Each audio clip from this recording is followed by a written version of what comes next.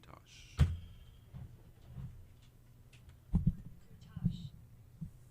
Okay. Sounds dirty when she says it.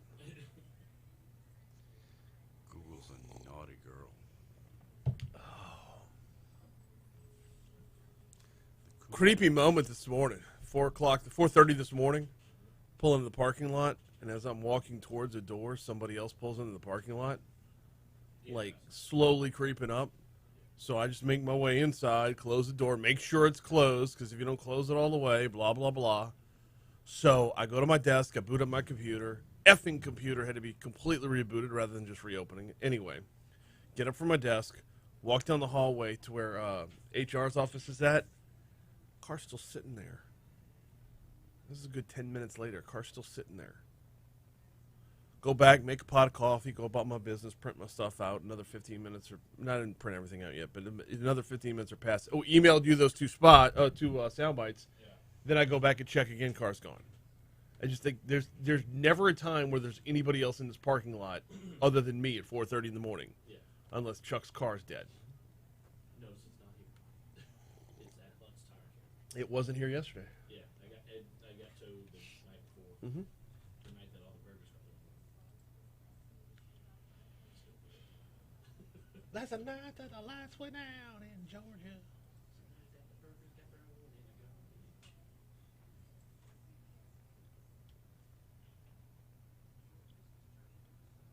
Traffic didn't wet, right?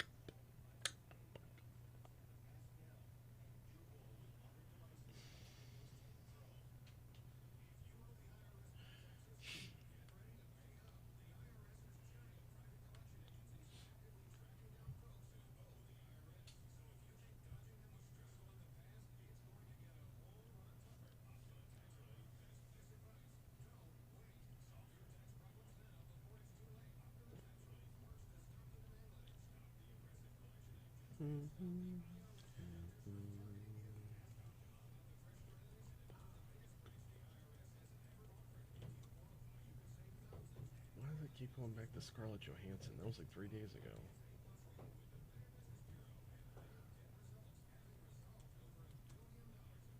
Oh, that's where y'all were going. All right, Dan. What's going on with her?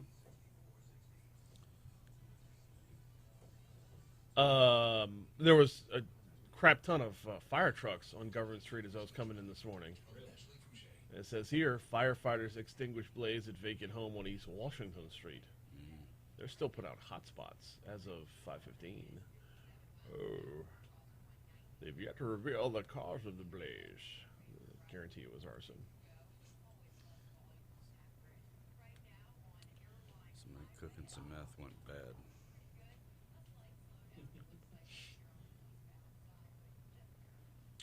Oh, man.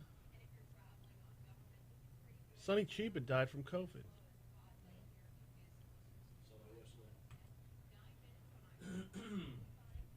Bruh. I know.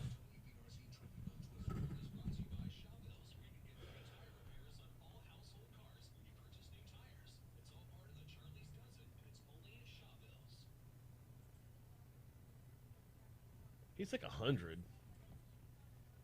Yeah. From Troy. Who? I've got it narrowed down to like 4 people, so.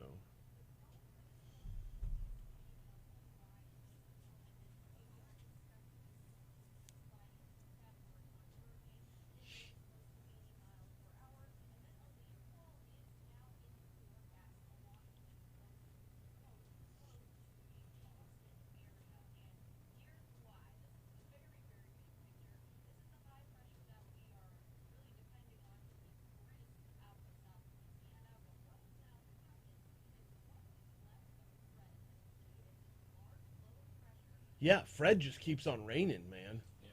What's up with that? Too bad it's not going west doing it. I know. Yeah, why can't we pair up our rain with California's wildfires? Right? Like, can't we, like, make a trade-off? Can we get like a Pacific hurricane or something? Well, the way those start, they start and then they move west from there, so or south, I think.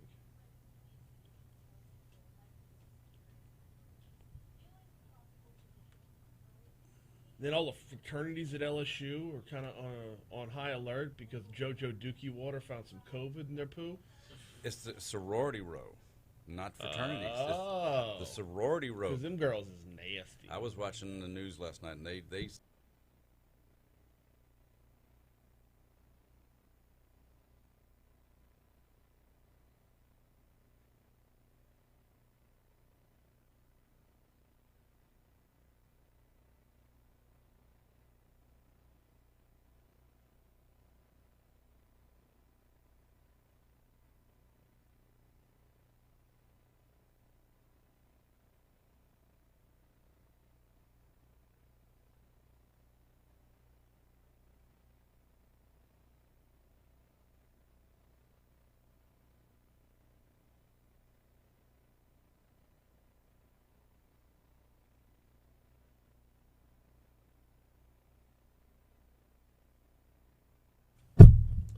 607 Talk 107.3 FM WBRP.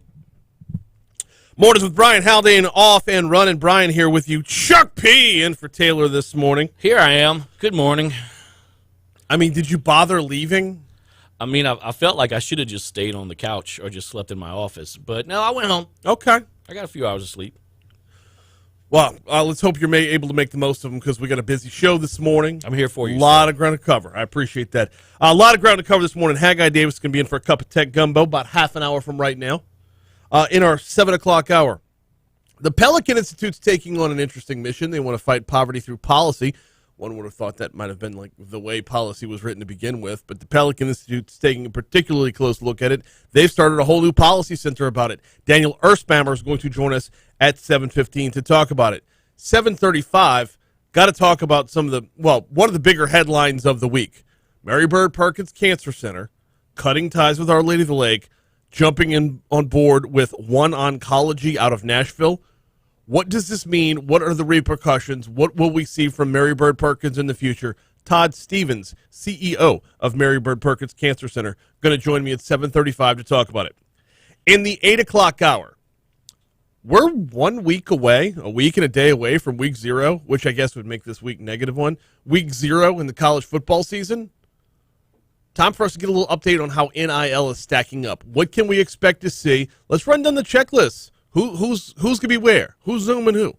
What are we going to see when it comes to NIL dollars or NIL names, faces? Who's going to be partnered together? Henry Hayes with Match Point going to join me at 8:15. Then, we do burgers. All summer long, the Louisiana Beef Industry Council has been bringing us the Foodie Friday segment. Our moms, they do some burgers the right way over there, I tell you.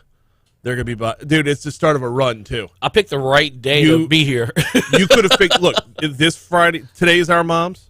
I believe next Friday, I'm pretty sure is Smalls. Oh, okay. And then the coup de grace after that, Mooyah coming in. Nice. I know, we're just burger. So I just need to fill in for Taylor all for the next 2 Fridays. Pretty much. Well, you know what? One more Friday after that's going to take us beyond Labor Day, but we had to get him on the books. Rocco. Oh, so 3 in a row. All right. Cool. Wait, we go burger, po' boy. Yeah. I mean, I wasn't closing out Foodie Friday. I wasn't closing out the beef segment of it without having Rocco in. No, you have to have Rocco. He's a staple. He is what is Foodie Friday at this point.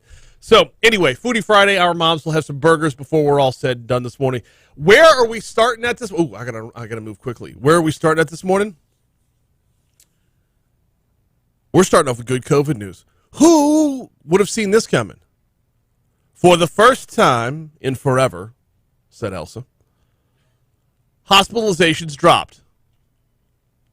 We're now at 3,013 COVID patients in the hospital. It's not a big drop. Not a big drop by any stretch of the imagination, but it's a drop. It's a drop 2 weeks before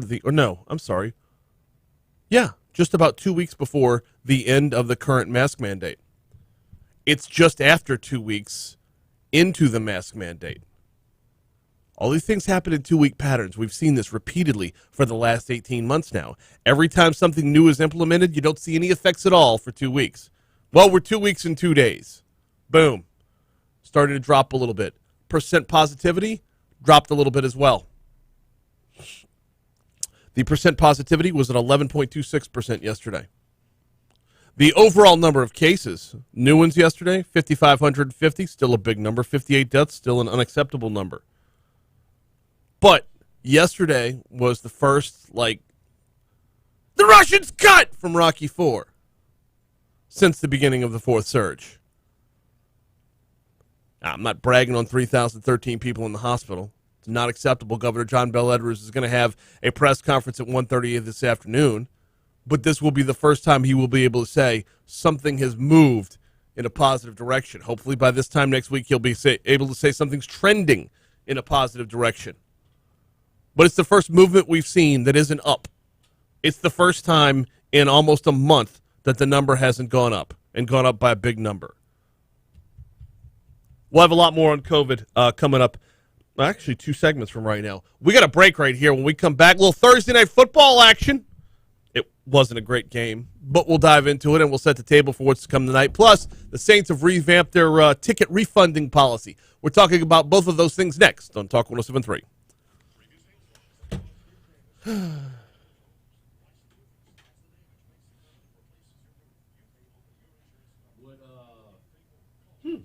one of these NFL spots you want first? Wait, what? There's 2 NFL spots. I sent them in order, cut 1 and cut 2. Okay, well, when I loaded them into Adobe, Ooh. one's 15 seconds, one is 40 seconds. 40-second one first. Okay.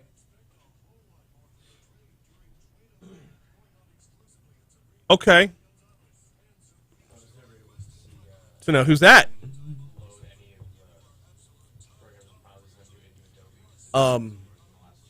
Yeah, and Chuck, kill my mic real quick.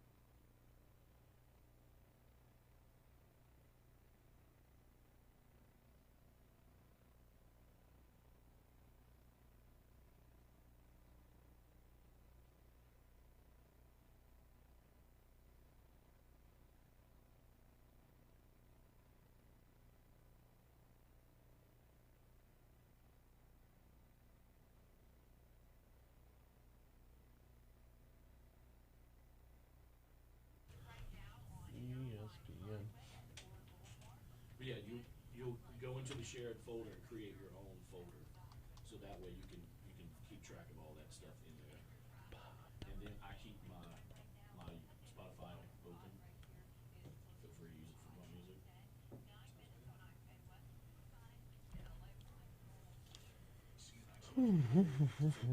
Taylor uses it sometimes, and sometimes he'll just pull stuff off of YouTube and play it through here.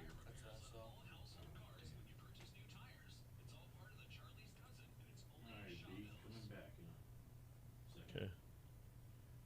We still out at 20. 20? Yeah. Oh, make sure Fox thing? there's a Fox thing a command that needs to be turned off, or it's going to automatically take over the show in 15 minutes. I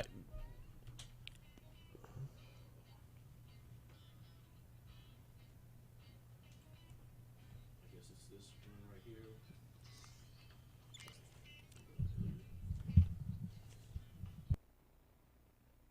616 Talk 107.3 FM, WBRP, mornings with Brian Haldane. Rolling right along. Time for sports. Time to take a look at a couple of different NFL stories.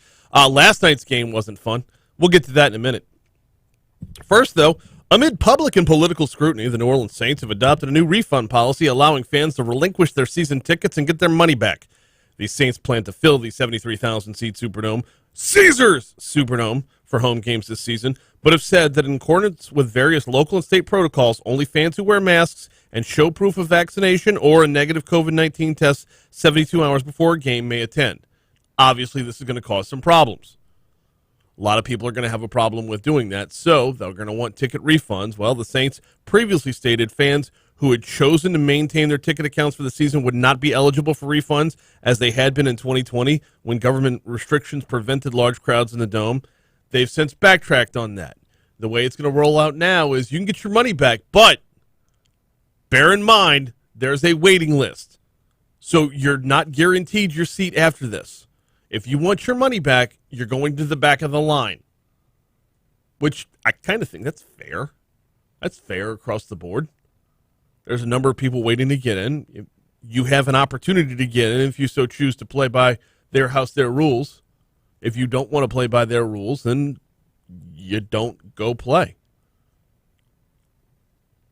But if you don't want to play by their rules, you're also now afforded your money back.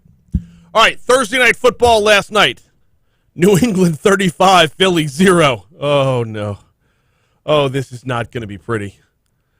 All right, Mac Jones looked good for New England, went 13 of 19 for 146 yards. Cam Newton was 8 of 9. We'll get to him in a minute. Here's what Bill Belichick had to say about the game as a whole. Tonight I thought we, played well fundamentally. We had a couple turnovers, and I thought our overall fundamentals were improved from last week. So, but we got a long way to go. There's a lot of things we need to continue to work on. Just need to keep stringing some good days together and keep building on the things that we've laid as a foundation and fundamentally, and just continue to improve on those. And certainly there's plenty of things we need to work on. And scheme wise, we still have a lot to work through. But I thought they competed well tonight, and made some plays. Obviously, getting off to a good start, playing from ahead is a lot easier than doing it the other way. Last 40 seconds of saying nothing. That's typical Belichick. Oh, totally. 35-0 your final score. Only one touchdown pass on the night, courtesy of Cam Newton. Here was the call. Newton on second and long. And again, good time in a pocket to step up into, and he delivers it right on the money. Into Eagles territory and down to the 32-yard line. Kendrick Bourne making the catch. I thought that one was the touchdown and New pass. England on the move That's once my again. bad. Sorry about that, Chuck. I sent you the wrong clip. That happened. Here's the thing, though. Newton and Mac Jones were not the stories of the night, although both of them look good. A guy named Ramondre Stevenson, 15 carries, 66 yards, 2 touchdowns.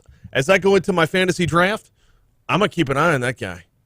I mean, nowhere near the first, 10 rounds or so, but if I got to pick the burn on the end, maybe a look at Ramondre Stevenson might be in order. Hey, coming up tonight, a lot more football that is worthwhile. You will see Clyde Edwards-Helaire and the Kansas City Chiefs in action tonight. You will also see Joe Burrow in action tonight as the Bengals are taking on the Washington Football Club.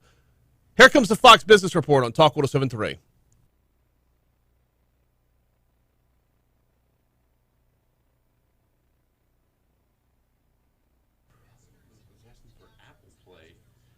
Yeah. All of a sudden somebody's got a car. Weird.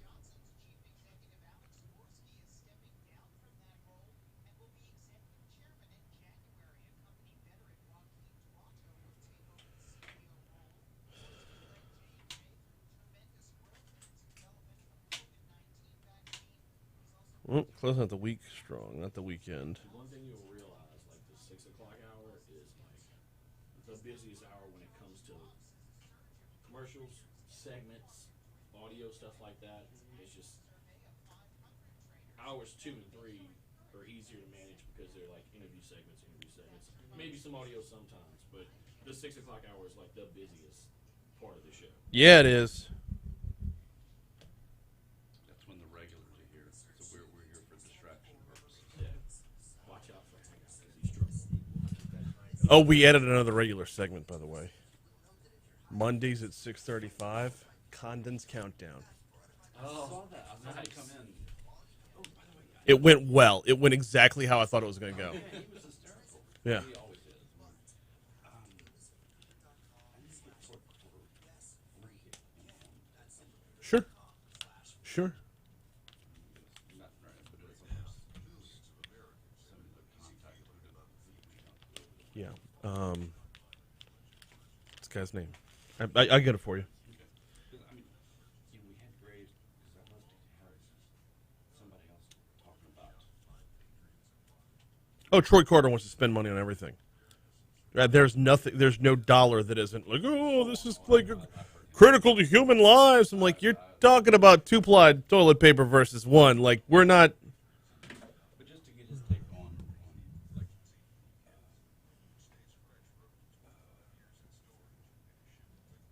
the different, the Telecom Act and stuff that. Yeah.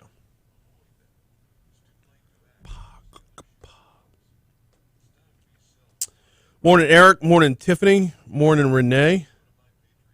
Walmart denim closes. Number of hospital drops. Coincidence? I mean, same day? Nobody works that quickly in Denham Springs. What the hell?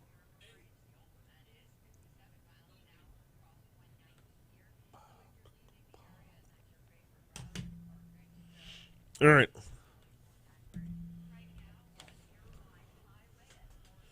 Up next. Let me know when I got live reads because I'm stacked up on Fridays. You gotta go slim. All right. All right.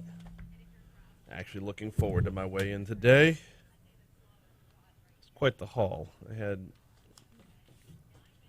Mooyah over the weekend. So, not supposed to be eating big-ass cheeseburgers with onion rings on the burger. The campfire burger. So good. So good. And the onion rings and potato chips, both on the burger. So.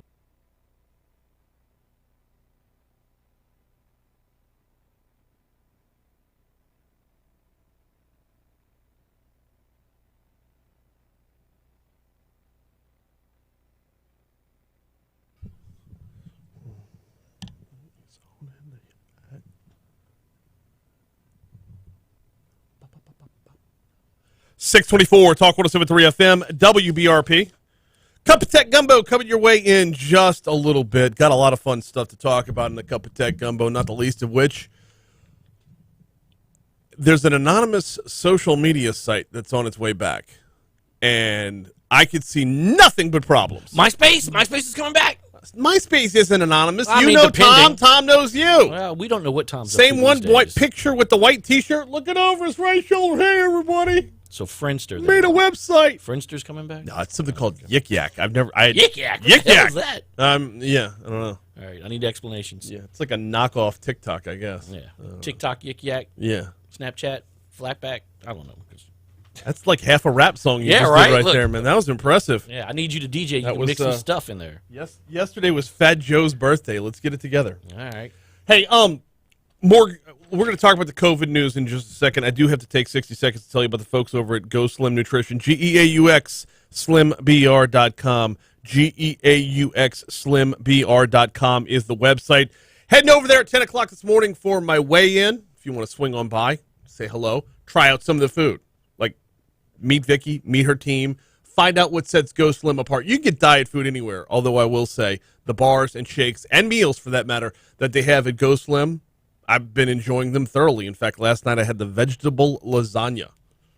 Had a little spinach salad on the side, but had the vegetable lasagna last night.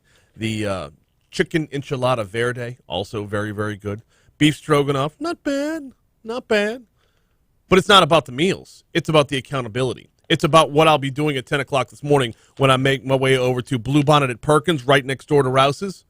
I'll go step on the scale. I'll own up to everything I did wrong over the week, but also I'll own everything I've done right over the week. And I'll sit down with Vicky and we'll talk about, all right, how can you do better this week? All right, where were your mistakes? Where were your missteps? How can you work to eliminate those, getting yourself towards your goal weight, which I'm narrowing in on very, very quickly. Not as quickly as I'd like, but nonetheless. 763-9627 is the phone number, 763-9627, or just swing on by. They're on Bluebonnet, right next to Bluebonnet Perkins, right next to Rouse's for Go Slim Nutrition. So we told you the number of folks in the hospital's down just a little bit. That's not the only good news out there when it comes to COVID-19. Ochsner Health, for example, during a Wednesday conference call. Actually, I thought it was Thursday conference call. Anyway, a conference call this week. They indicated a small decline in COVID hospitalizations at their locations specifically. CEO Warner Thomas says this week they have 1,028 COVID patients across their entire system. That's a slight decrease down from last week where we were at 1,043. So I wouldn't consider that a victory, but we are, seeing some plateauing, especially in New Orleans. Thomas says, wait, you heard that last sentence? We are seeing some plateauing. Oh, it's so good to hear. I mean, it's been forever since we've heard that. Thomas says 89% of their current hospital patients are unvaccinated. Even with a slight decline in hospital patients, Thomas says non-emergency surgeries are still having to be postponed, but they aren't all elective. Or they are procedures impacting those with cancer and heart disease. I mean, some of them are pretty serious procedures. And there's those that need organ transplants as well. This is absolutely impacting other services. Last week, we canceled 1,160 surgeries and procedures across our system. Thomas says they've got to redeploy approximately 800 staff throughout the system to handle the influx of COVID patients, which is another reason for canceling procedures. As the fourth surge continues, Thomas says they've seen the number of children with COVID at Ochsner more than double in the last month, which is alarming. In July, we had 7 pediatric patients admitted. We have 16 currently hospitalized across our system. And this is a significant increase from where we've been previously. So definitely concerned about what we're seeing there. So a little bit deeper into the numbers here. If you look at where he said they had to cancel 1,163 surgeries. They also turned down transfer requests from 90 different facilities. This is across several states, though. So if the immediate takeaway is, well, where are they supposed to turn? Well, they're just not coming from outside of Louisiana into Louisiana. But that does affect the bottom line. That does affect what we're able to get done on a normal basis with a Louisiana hospital. Ochsner Lafayette General Medical Center is declining 70% of transfer requests as well. Now, talking about the younger patients. Here in Louisiana, 150 people under 50 have died from COVID in just this month alone.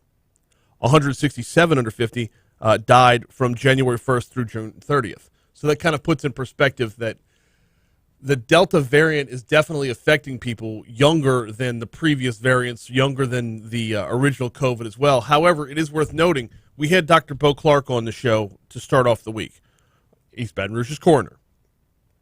He talked about how while it is a younger number, a younger age that's being affected by the Delta variant, the youngest person in East Baton Rouge to die of COVID since the beginning of the variant, 32. So it's younger, but keeping it in line with, we want to report the facts, not just scare people by saying younger equals all of our kids are dying. Almost 6,000 children have tested positive for COVID this week alone, though. There are 16 pediatric COVID patients at Ochsner hospitals. They've admitted 26 total in August. That's up from 7 in July. So there are numbers there, to say the very least. But all I heard of that whole thing was the word plateau. That's it. Governor John Bel Edwards will be holding a press conference at 1:30 this afternoon. We should be carrying it right here on Talk 107.3. This will be his weekly COVID update. Last week, he basically led by saying, I don't have any good news to report. This week, he's at least got that. By that time, he will have 2 days' worth of numbers, not just one. Coming up on 6:31 at Talk 107.3 FM, we're going to check news, we're going to check traffic, we'll check weather. On the backside of that, we will have a cup of tech gumbo. Haggai Davis is in the house. Got a number of different topics to talk about. We'll dive into them next, right here on Talk 107.3. Check the external. Check the external. Make sure it's... Okay. Well, that's the time where the Fox Business thing takes over.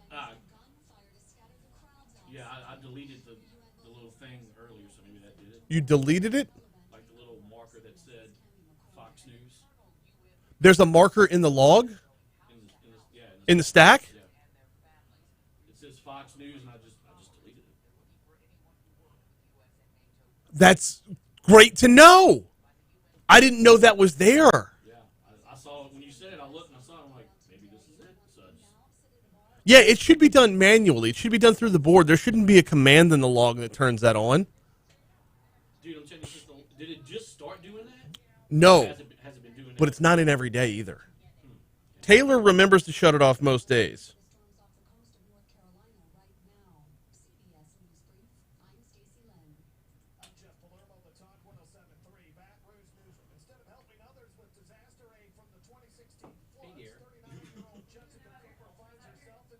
Huh? Yeah, waiter brought those the other day when they brought the burgers. They didn't throw those away. Yeah, they delivered That was the. I thought that was the whole point of the interview. Yeah, they bring alcohol. They also bring ultras. God, I hate ultra. For the first time in 16 days, the state health department yesterday reported a small decline in the number of COVID patients. Oh, that's a good way to get yourself blocked. Above 3,000. The number of patients needing a ventilator to breathe increased by 28 to 476. The state reported just over reached 11,851. In 2001, the Louisiana legislature created the Cecil Picard LA4 Early Childhood Program. And now in 2021, data has finally come that shows attending at least 1 year of pre-K can help a student even into their high school years. What is that about? trying to get some of the glare from the logo. Ah, Haggai, do you have one with a black background? That's Council for a Better Louisiana. Says all students, regardless of race or gender, show long-term benefits by participating. I'm setting the mood for you, Brian. I'm in. I'm going to get some water real quick. Although I shouldn't drink a whole lot of water. I'm down 1 pound a week. Just drink a little water.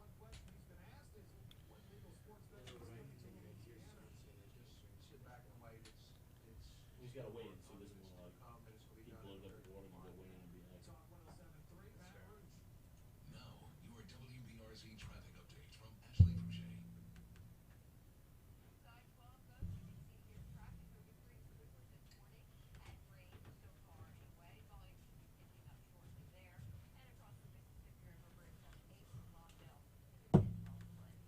Yeah, you know why Taylor's not in this morning, right? Chuck, kill the mics.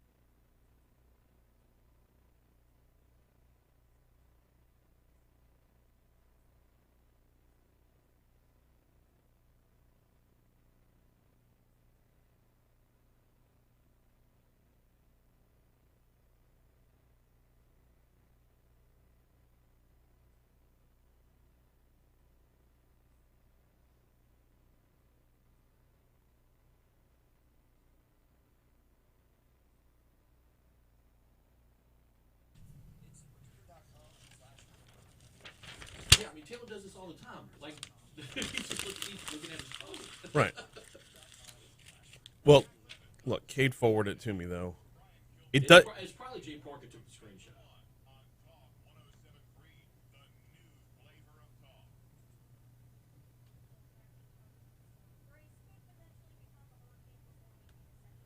Oh, so you want this before Haggai? No, the Cup of Tech Gumbo intro, and then when I start in on the topic, that's when we'll go to the. Okay, and then fade out of one and go to another. Yes.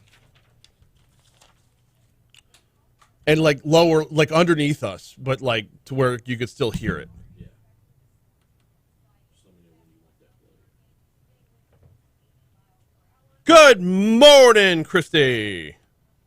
Wife's watching this morning. Cool. Yay. Hi, Christy. Oh, excuse me. So, yeah.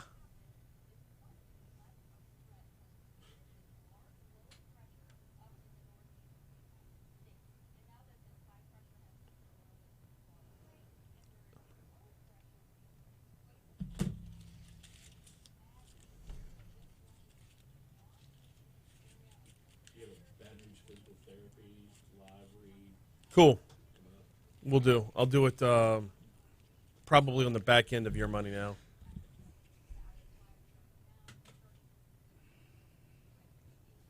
So which one do you want to start with? We'll start with the Lamborghini.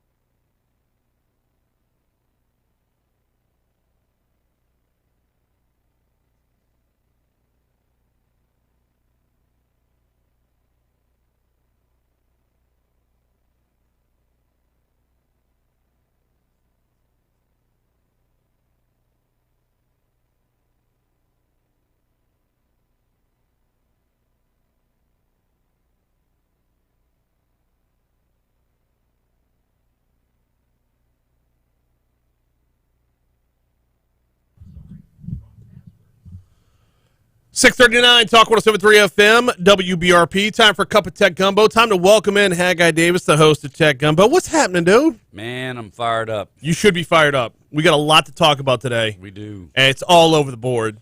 Yes. Just obligatorily, Elon Musk. I'm sorry, we just have to mention his name every Absolutely. week. So it's done. It's over with now. Yes, We got it out of the way. All right. Actually, we're all over the place today. The Poly Network tries to reward the hacker behind the $600 million cryptocurrency heist. We'll get to that a little bit later on. Maybe some differences between what is the World Wide Web and what is the Internet later on. Yik Yak, the controversial anonymous social media app, is back. We'll get to that later on. I have got to start with a throwback to the 80s because Lamborghini has brought back the Countach. Okay, there's some debate as to how it's pronounced, but I've always said Countach. Countach. Lamborghini unveiled their revamped Countach at Pebble Beach this week. It is gorgeous. It is beautiful. It is beyond perfect. It's also It's a hybrid. electric. It's a hybrid. Yes. This is phenomenal in so many different ways. Number one, it is Fast. yes. Well, but that's the thing, though, and that's where we're going to go with this is when you think electric car, you think, oh, I'm just plugging into the wall. You don't really think Lamborghini. I mean, when I think Lamborghini, I think of the power cars of the 80s. And in all honesty, Chuck, can you rewind the clock a little bit? I was a big Miami Vice guy as a kid, and it's the other. Just leave it. Just leave that rolling. Leave that rolling. I was a big Miami Vice guy as a kid, so I was never a Lamborghini guy. Crockett had a Ferrari Testarossa. Actually, before he had a Ferrari Testarossa, he had a Daytona Spider. That was the one that I wanted. That was the one that, what was his name? Kay, I believe his name was. It was selling the Stinger missiles. He blew it up at the end of season 2. Oh, that was the car I wanted. There's a guy in Slidell who owns one. Really? Yeah. But I was never a Lamborghini guy. Were you a Lamborghini guy or a Ferrari guy? Ferrari, Magnum PI. No, see, Magnum PI is just as good. Yeah. I should have sent Chuck that theme song too. So the limited edition supercar is called the Countach LPI 800-4. LPI standing for Longitudinal Posterior Ibrido. I don't even know, I'm guessing that's Italian. We'll go with that. All right, it's a hybrid. The 800 referring to the rounding down of the engine's 814 CV maximum combined power. So, by the way, permanent four-wheel drive transmission as well. The automaker's releasing the revamped version in honor of their 50th anniversary of the original release. The Lamborghini Countach is 50 years old? Wow. The original? Cool. Yeah. This thing has 770 horsepower equivalents. Yes. It goes 0 to 60 in 2.8 seconds. It goes 0 to 120 in 8 seconds. Now, bear in mind, those 8 seconds can't be here in Louisiana. They've got to be someplace where the roads won't make the car explode. So, Haggai the Third, my co-host who graduated with a physics degree, he did the calculations. Mm-hmm. The 0 to 60 in 2.8 seconds is pulling 10 Gs. Wow. That'll push you back against the seat. 10 Gs. And then as you go blowing past the 60 miles an hour on your way up to 120 in 8 seconds, you're down to only 7 Gs for the remaining 6 seconds. Well, only. Yeah.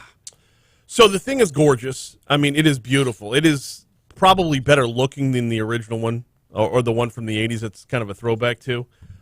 Just a smoother look. They did away with the spoilers and they just it's so sleek, so this thing is amazing looking, and when you're that fast and to be a hybrid where the old Countach, they probably got 2 gallons to the mile kind of thing. Right. This thing's probably going to get 10 miles a gallon because it's a hybrid. Okay, so that was going to be my next question is how much of a payoff is there when you're pulling 10 Gs? You're burning some level of fuel, whether it be electric or anything else. Where's the level of payoff here? Do we know what it's going to perform like on the road? No, I really don't. But okay. They're only making 112 of these things. Okay. And if you have an iPhone, Apple CarPlay is going to be on these things. So go rent out and grab you one if you're one of the 112 people on Earth who can afford it. 112 of them. So they're going to run what, like $500,000 a piece? It's the old line, if you have to ask how much it is, you can't afford it. Yeah. I have no idea. All right, so you had the Ferrari Testarossa and the Ferrari Daytona Spider in Miami Vice. Magnum PI drove a different Ferrari. The 308. Okay. What was the car from Scent of a Woman? Ooh. Remember when Pacino, they went to the... It was a Lamborghini, wasn't it? No, or was it a Ferrari? I don't even remember. But that was just so quintessential of the time to have these. All right, let's set this up and then we'll talk about it when we get back from break. Yik Yak, the controversial anonymous social media app, is back. It's free. It's an anonymous social media app. It's returned to the Apple App Store after a 4-year hiatus. For now, Yik Yak is only available for iPhone in the U.S., but the app plans to expand its availability, according to a Monday tweet from the company. Bad idea.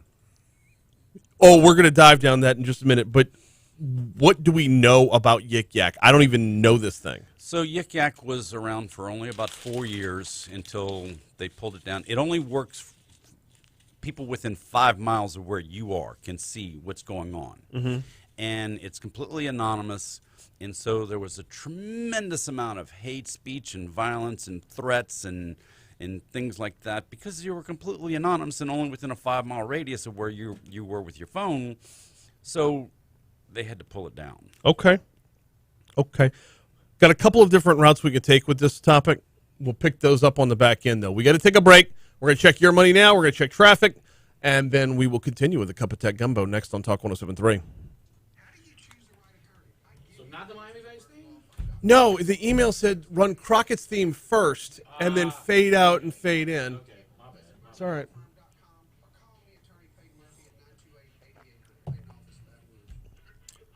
I pulled up just some Miami Vice music on YouTube last night, and it just kept playing one after another after another. There's a collection that I have to get, like songs I didn't know existed outside of the show, like anybody to put them on any kind of downloadable format or whatever. It beats the hell out of the 12-track soundtrack I have. What's on that? The original theme, the extended theme, Crockett's theme, Evan. There's some awful 80s rap song called Vice, I think. In the Air Tonight's on there? In the Air Tonight is on there, of course, yes. It's 4 or 5 other tracks that like really weren't anything special, but You Belong to the City is on there. Smuggler's Blues was on there. But this one has like all that Jan Hammer instrumental stuff. That was so I'm listening to it and I'm thinking this totally explains why I'm into so much chill EDM today. You need Like to check out a band called The Midnight. The Midnight? Because the majority of their stuff sounds like it should have been played on Miami Vice. Okay.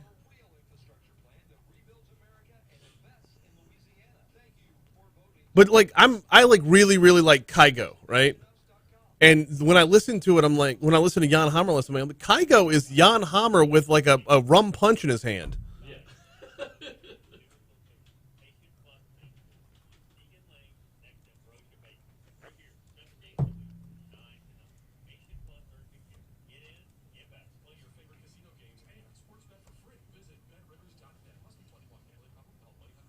Now, your WBRZ traffic update from Ashley Fouché.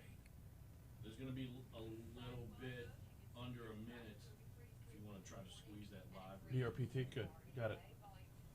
We'll lose.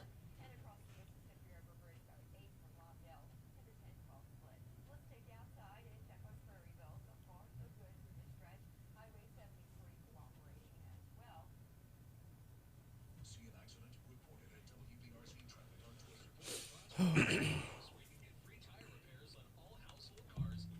Byron's talking. Hang on one second.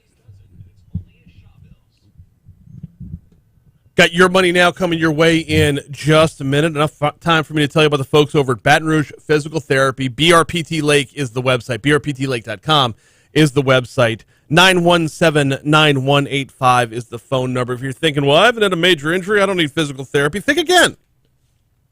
What about those nagging injuries? Those little aches and pains that keep you from being your best you every day.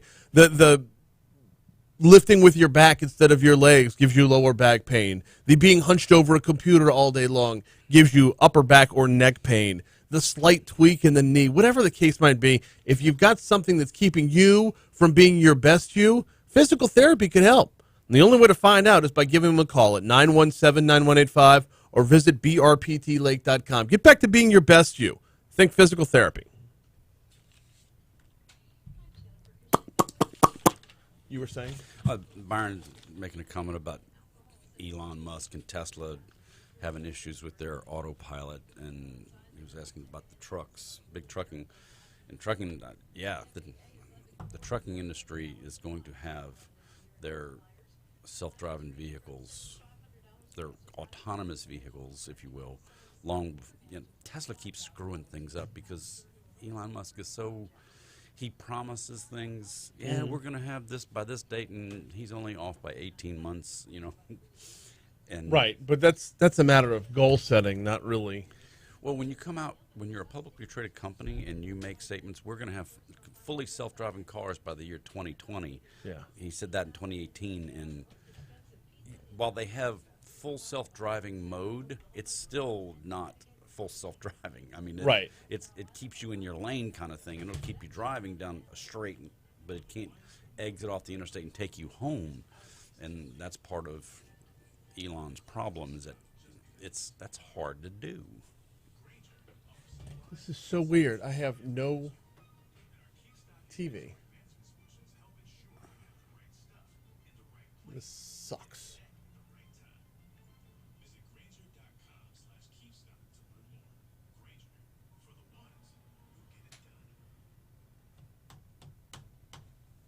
I'm going to have to climb on the damn table. Stay tuned, YouTube. Makes for good television. If I fall. We'll be here to pick you up. Just keep the mics hot, because you'll want to hear me. Ah, it hurts. It's a good advert for BRPT Lake. Were you climbing on a table to hook up the cable? yeah. That's an unfortunate rhyme. What up, Mario? Mario, what's up?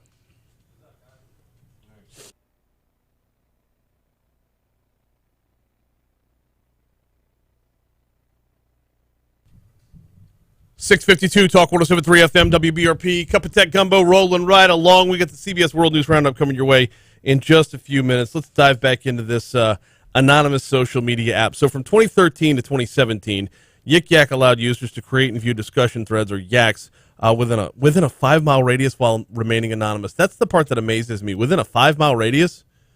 Okay, first of all, did anybody ask for this thing to come back? Or did they just say, let's relaunch? They just wanted to relaunch. Nobody missed it when it left. Yeah. And there weren't a whole lot of people using it to begin with, but they think they can make money doing it, so they're trying to bring it back.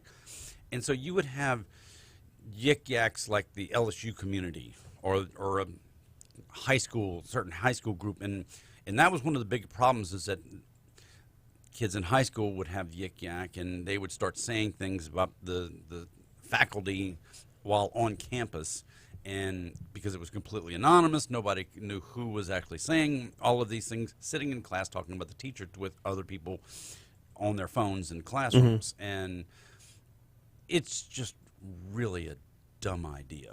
So it seems to me it can do nothing but cause further dissension, further hatred, further possibly, if you're within a 5-mile radius of somebody, how can this not turn into actual fights? I mean, can you imagine Clay Higgins on this thing? This would be just next level. But here, they've come out and said we have community guardrails now.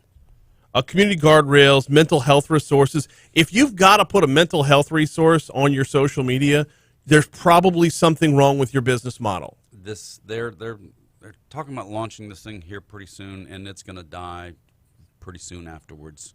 It's just a bad idea. Here's the thing, though. Will people be able to stay away? Keep in mind, Facebook. Now, you got to have your name on Facebook, except for the people that have no life and can create an infinite number of fake accounts. But Facebook even is prone to people fighting with each other because my beliefs are my beliefs, and my beliefs are 100% fact, and not belief. You need to fact. agree with me, right? But Facebook leads to a lot of fights that end in people being blocked or whatever. This is like just asking for nothing but the fight. This is like Troll Fight Club. Oh, this is just a horrible idea. There's nothing good, nothing positive about Yik Yak. But will we tune into it just to watch other people scrap? Is this not going to be like the World Star for trolls? I guess if people are really, it's hard to look away from the train wreck. We said that last week. Exactly. I have no intention. I didn't have a Yik Yak the first time around. I don't have intend to have one this time around. I don't need that in my life. So I don't think it'll last. Neither do I. The article says the website for Yik Yak now sports sections like community guardrails, mental health resources, and stay safe resources. If, for example, you see content that doesn't meet the community guardrail standards, you can downvote and report it, according to the page. I guess my main question here is, if you're going to do this and be anonymous about it, why not just completely leave the rails? Why have community guardrails? Why not make this the bleep show that you know it's going to turn into, and just step back and say, welcome to Thunderdome? Their in-house lawyers told them they had to say that. Would be my guess. Yeah, you're probably right about that. All right, over under. It lasts 6 months? At that much. Maybe a year. Just because they got money. How much burn capital? Yeah. Yeah. Absolutely. All right, moving right along. We got to get to this one. Poly Network tries to reward hacker behind $600 million cryptocurrency heist. The mysterious hacker says they've declined the bug bounty reward after voluntarily returning stolen assets. This is follow-up on a previous story, and I'm baffled, intrigued, and pleasantly surprised. So this guy, this hacker, he stole $611 million in crypto coins from this Poly Network crypto wallet. Right. And gave it all back. $600 million. He gave it all back, saying, I didn't need it. I was just doing this for fun. Right. And so Poly Network is sitting there saying, hey, look, we want to give you $500,000 reward. You're a white hat. And he's like, no, I'm good. I've made enough money with my own crypto investments. I don't need your $500,000.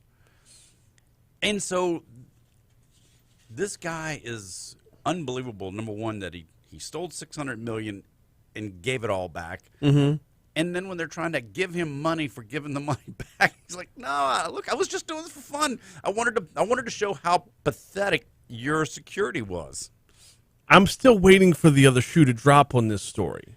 I refuse to believe this guy netted nothing from this. Something had to have gone on while he had the money, where either he invested in it and then bailed on the investment, or he was hedging his bet by while he's taking the money over here, he's making money in another area. And maybe I'm just way too cynical. I think this guy actually created his own cryptocurrency, and he was using this as a way to promote his own cryptocurrency. That's possible. So if he started off with his own currency at 0.0001 cents a coin, and now it's at $1 or per coin, he's gone up 1,000% in his value of his own currency. So if he steals a whole bunch of his own currency and gives it back, and oh, by the way, we're talking about his currency, right? I mean, yeah, I know it's cynical to look at it that way, but there's no way I see this as being as altruistic as it looks like it's playing out. I tend to agree with you. Something else is in play here. I mean, you're not going to steal that much money. If all you wanted to do is just have some fun, okay, then you take a little bit and let them know I stole from you, and you're exactly. Don't take $600 million. Yeah. And then give it all back. What's coming up on the show this week? So we're going to do a big deep dive into the listener question about the difference between what is the internet and what is the World Wide Web, and also we're going to talk a little bit about quantum computing, which is really high end stuff, but we don't go above a fifth grade conversation level on the topic. But it's really fascinating stuff. This quantum computing and where it's going. Saturday and Sunday at 4, right here on Talk 107.3 FM, of course, on demand at talk1073.com, and anywhere you get your podcast. What's the internet versus what's the World Wide Web? We're going to break that down during CBS World News Roundup, which we've got to get to right now. Haggai, always appreciate the time, man. Thanks, Brian. All right. What's the difference between the internet and the World Wide Web? It's one of those things I never even think about. They are very different. Okay. So the internet is the collection of all of the computers that are connected together around the world, whether it's your smartphone, whether it's a computer, a server, whatever. The World Wide Web is the collection of all the web pages that are out there on the internet. They are not the same thing. The internet and the World Wide Web are different. So when you're on your browser, you're using your browser to go through the internet to get to a web page on the World Wide Web. So when you say it's I'm gonna get out of here. Hey, No, what you got? No. I'm gonna come back when there's an adult conversation going on. No, look, I'm sorry, Haggai. I didn't mean to No. We're just having fun. I told T-Bob yesterday, I said, dude, I need a scouting report. On what? I said, well, South Dakota's taking on the Little Leaguers today at 4 on ESPN from Lafayette. I need a scouting report. So anyway, I said, let me see. Coach, look at this kid. First, this is a pitcher for South Dakota. Last 2 starts, no hitter versus the Little Leaguers from Nebraska, and a perfect game versus Iowa. Dude can throw it. He's throwing aspirins. What's his name? Right there. P. Gavin Weir? Oh, pitcher. Oh, pitcher. That's a position. I had asked for his You're going to have name. home plate. You're going to have 3 bases. The object of the game is to make contact, and the opposite team tries to catch or field a grounder and get you out. Is that how you play Guy named sports ball? Alan Doubleday. His name's Adler Doubleday. No, that was his brother. He gets all the credit. Look at that, big. Have a good week. How's the family, man? All good? Oh yeah, we're doing great. Good deal. Hey, what's the scouting report on Nebraska and Iowa? I mean, is this kid good, or do those two teams suck? That's the last two teams they had to beat. I know. to Did get they to a suck? League World Series. Were they any good? I mean, are they playing like JPRD East, or are they going up against like Goodby? Coach, you know what you need to do? You need to get your wife to stop putting shots of estrogen in your ass every day before you come in. So the internet is the roadmap. The internet- World Wide Web is the buildings along those roads. Okay, yeah, sure. That's That's how another it way makes of looking. sense in my head. Yeah, the internet is just the connection of all of the computers, and your smartphone is a computer. Right. Anything whether it's connected via wire or wireless or pulling down off the satellites even, all of those devices that are interconnected together, that is the internet. Mm-hmm. But the World Wide Web is just all of the web pages Right. that are out there on the But internet. all the World Wide Web is in the internet. True. That's You have to use the internet to get to all of everything on the World Wide Web. right. Right. But they are not. They're the sites, the locations, if you will. Yes. The web is the locations throughout. The web is the locations. It's subtle, but they are different. I'm still curious about Yik Yak. I think it's going to be terrible, but there's a part of me that just has no faith in humanity whatsoever. It's going to be a shit show. Of course it is, and that's why people will go. Yes. That's why World Star Hip Hop is so huge. That's why Jerry Springer's a multimillionaire. Yes. Yes, absolutely. It's mostly going to be, your teens who are going to go there, and they're going to, have their fun on until it blows up, until they get so stupid that they have to bring it back down again. Right. And that's where it's going to. So it's. Everything else is So when does he take over? stack is this. Hotkeys or playing stuff out of this. He hasn't even moved over chairs yet, so I don't know. At least another week. Probably two. Yeah, nothing's coming out of it. So you never have to change those three. Exactly. Adobe is Yeah. this computer, internet computer is that Not the least computer. bit. It'll be fine. For music, about music and stuff. I get it. All right, dude. All right, brother. Appreciate you, man. As always. I noticed you faded it out, like one of the pots out, and you did a different order of like turning it off the ring. Oh, nice. I didn't know. Clinton finally picked up his mug yesterday. Well, like if when I'm playing his intro, I start fading it out when Brian's ready to talk. Slowly, just to fade it out. And I'll do that with this as well. Microsoft is just fade it out. I don't know what specifically. Yeah, you were telling me about this. So that's where we did the whole 22-minute segment just breaking that thing down. That's like the best way to do it. And When you see me do it And again, I don't know what quantum internet is, so. there is no yeah, such thing as notice quantum that internet. again. Okay. That was part of it. That's how we got to quantum computing. Gotcha. I mean, this quantum computing thing, you remember your high school physics Kelvin? Yeah. Absolute zero, minus 460 degrees. Yeah. These things, to have a quantum computer, it needs to operate at minus 459 degrees. Okay. And We don't need it. Like, oh, well, we do. I mean, eventually we will. 50 years from now, it'll be. Yes, so that's It's- the info when they're talking. Now, when they're Listening to my son describe it, yeah. the physicist, Yeah. where in computers we have now everything's 1 and 0. Yeah. In quantum computing, it's 1 or 0, or can be both.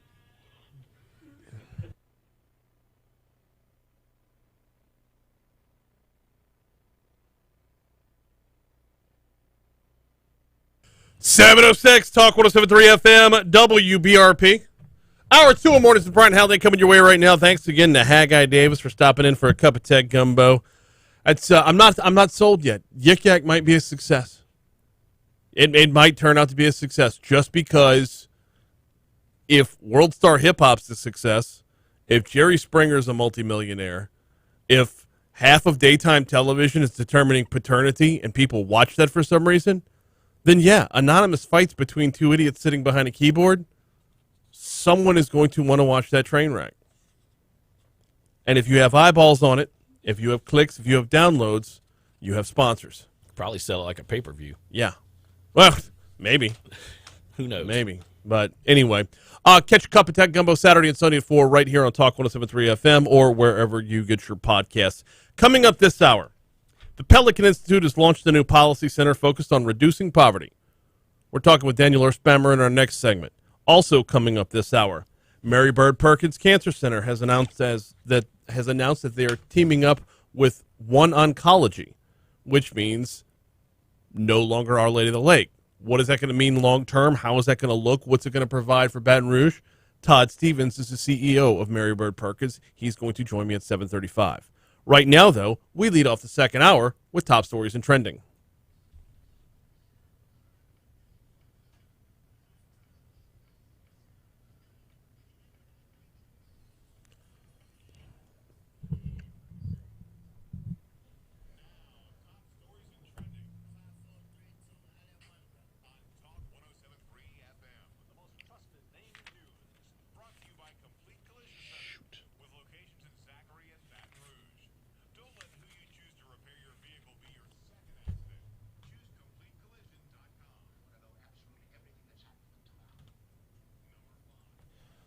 East Baton Rouge Parish School System employees will need to share their COVID vaccine status with bosses and undergo weekly COVID tests, the school board agreed yesterday.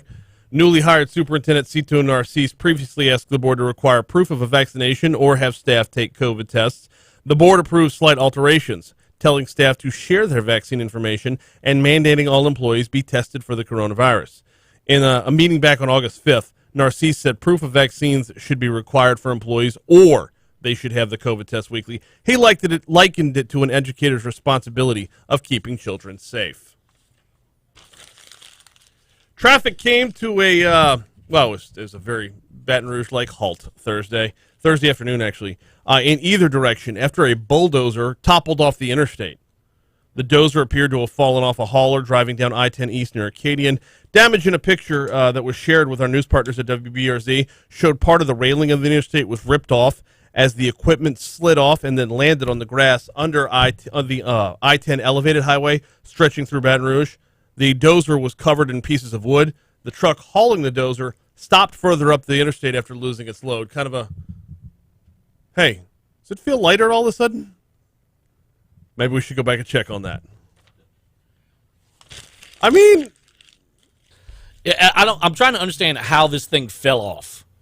Yeah, same. Like, I would like a lot more information. It makes no sense to me. No.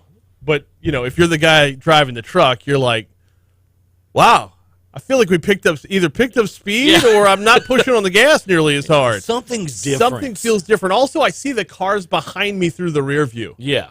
That's new. Not how we left. No. There was a terrible Robin Williams and Billy Crystal movie a number of years ago called Father's Day. Oh, I remember it. That was terrible. You remember how Robin Williams was always worried he'd run someone over with the car? Yes. And then finally he did, and he was like, that's not how I expected it to feel. Yeah. That's how I feel like the driver of this truck was like, did we just run somebody over? Did we just lose a bulldozer off the side of the interstate? Yeah. What are we on, number 3? Yes. All right. Oh, this was a scary scene yesterday. Okay. For a minute, and then it turned out to not be. Baton Rouge Police headquarters on Airline was evacuated after officers discovered what was described as a suspicious package outside the building. My 5-year-old's doing that now. Yeah, like everything. We like last night, or no, a couple nights ago, he had asked what was for dinner. Yeah, and Christy goes, "Oh, we're having leftovers tonight," and James goes, "Dun dun dun!" Perfect. That's perfect. Oh, comedic timing on a 5-year-old is glorious. Love it. The department confirmed to WBRZ that a suitcase-like object was found near the courtyard shortly after 9 o'clock. Police headquarters was evacuated. Bomb squad called in to investigate. The department said late yesterday morning that bomb technicians were not able to determine the contents using an X-ray, so a water cannon was used to open it. Whoa. I know. They put a super soaker on it. Police said they found action figures inside the case. And I feel so bad. And no sign of an actual threat. Oh, my God. The building shortly thereafter resumed normal operation. You got to know what's inside the package because... What's in the box? You got to know what's inside the package because knowing is half the battle. G.I. Joe! It was actual G.I. Joes. Members of multiple LSU fraternities and sororities must get tested for COVID-19 after traces of the virus were found in campus wastewater systems. On Thursday, a notice sent out to members of Greek chapters that have houses on Sorority Row told them they must get tested at an approved on-campus site by 6 p.m. Friday, adding that a failure to get tested could constitute a code of conduct violation and may impact your ability to remain on campus and participate in any in-person activities. Chuck. There goes their social life. Hang on, though. This is going to be a good test of how effective this wastewater testing system is. Because, okay, so you got a couple fraternities over there. Teak House is technically on Sorority Row. You got the sororities over there. But you know who else was on Sorority Row this week? Who? You and me, brother. Oh, that's true. We were. We were at the Lod Cook Alumni Center for a training earlier in the week. I had coffee. Oh, no, I did drink water. No, it's wastewater. It's not what you take in. They're going through the sewer system. Oh, well, I didn't use the bathroom. You didn't take in COVID. They're checking out the you know. Okay, all right. I feel better now. The Dookie water. Yeah, the Dookies. All right. Nearly 40% of Louisiana's residents have been fully vaccinated for the coronavirus as of yesterday. Department of Health reporting 1,836,731 people across the state. About 39.51% of the total population had gotten all their doses of the vaccine. That same data says 2,213,602 people, about 47.62%, have gotten at least one dose. Now, I love the fact that there is such disparity between these numbers. The fact that the one dose is 8% of the population higher than the two doses means that we're going to pick up by 8% over the next week or two. Having that kind of disparity means people are actively getting their first shot. Having that kind of disparity means folks are still lining up to get it done. By the way, when it comes to the overall COVID-19 cases, 5,550 new cases reported yesterday, 58 additional deaths reported yesterday. Positivity rate for recent tests was about 11.26%. The number of folks in the hospital dropped slightly, down to 3,013. It dropped slightly for the first time in darn near a month. Now, the number has gone up tenfold in the last month. But to go from yesterday to today, I don't care if it's a drop of one person. It's a drop. It's the first time we've seen that in a while. 714 Talk 107.3 FM. That's your top stories. Here's a look at what's trending this morning. Louisiana could see legalized sports betting in time for football season. I mean, we're a week and a day away from week 0, right? Yesterday, the Louisiana Gaming Control Board approved emergency rules which will go into effect Monday and allow casinos to develop their permanent plans for sports books. People of Louisiana are very excited. They spoke very loudly. 65% of the people who voted in the state said they wanted that. So that's almost a 2-to-1 referendum. We're excited we're moving forward, said Ronnie Johns, chairman of the Gaming Control Board. All casino properties will have some semblance of a sporting betting parlor, including the new Hollywood Casino, which broke ground just a few weeks ago. Or last week, I think. Maybe 2 weeks ago. Yeah, it was last week. It was last week? Yeah. Losing track of time again. It happens. 7:15, Talk 107.3 FM. Let's talk a little bit about crafting policy based off of reducing poverty. The Pelican Institute's tackling this. We're going to talk with Daniel Erspamer next. I'm going to have to make it up on the back end. Okay. We were just running super long there. I'll meant to tell you when I came back from getting coffee, when you and Haggai were talking, and I got distracted. And really, the last half hour of the show is one big live for Beef Industry Council anyway, so. True. I'm not really sweating too much.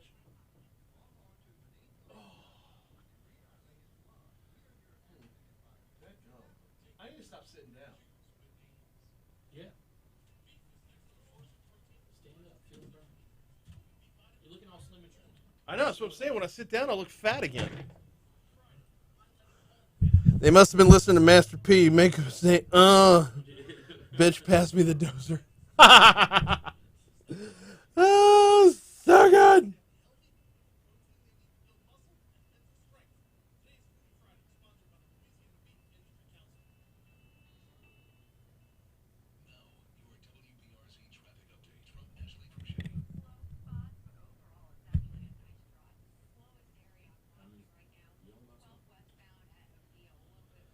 I mean, I love when he comes down here.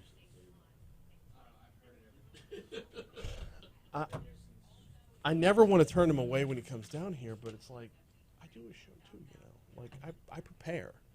I put a lot into this.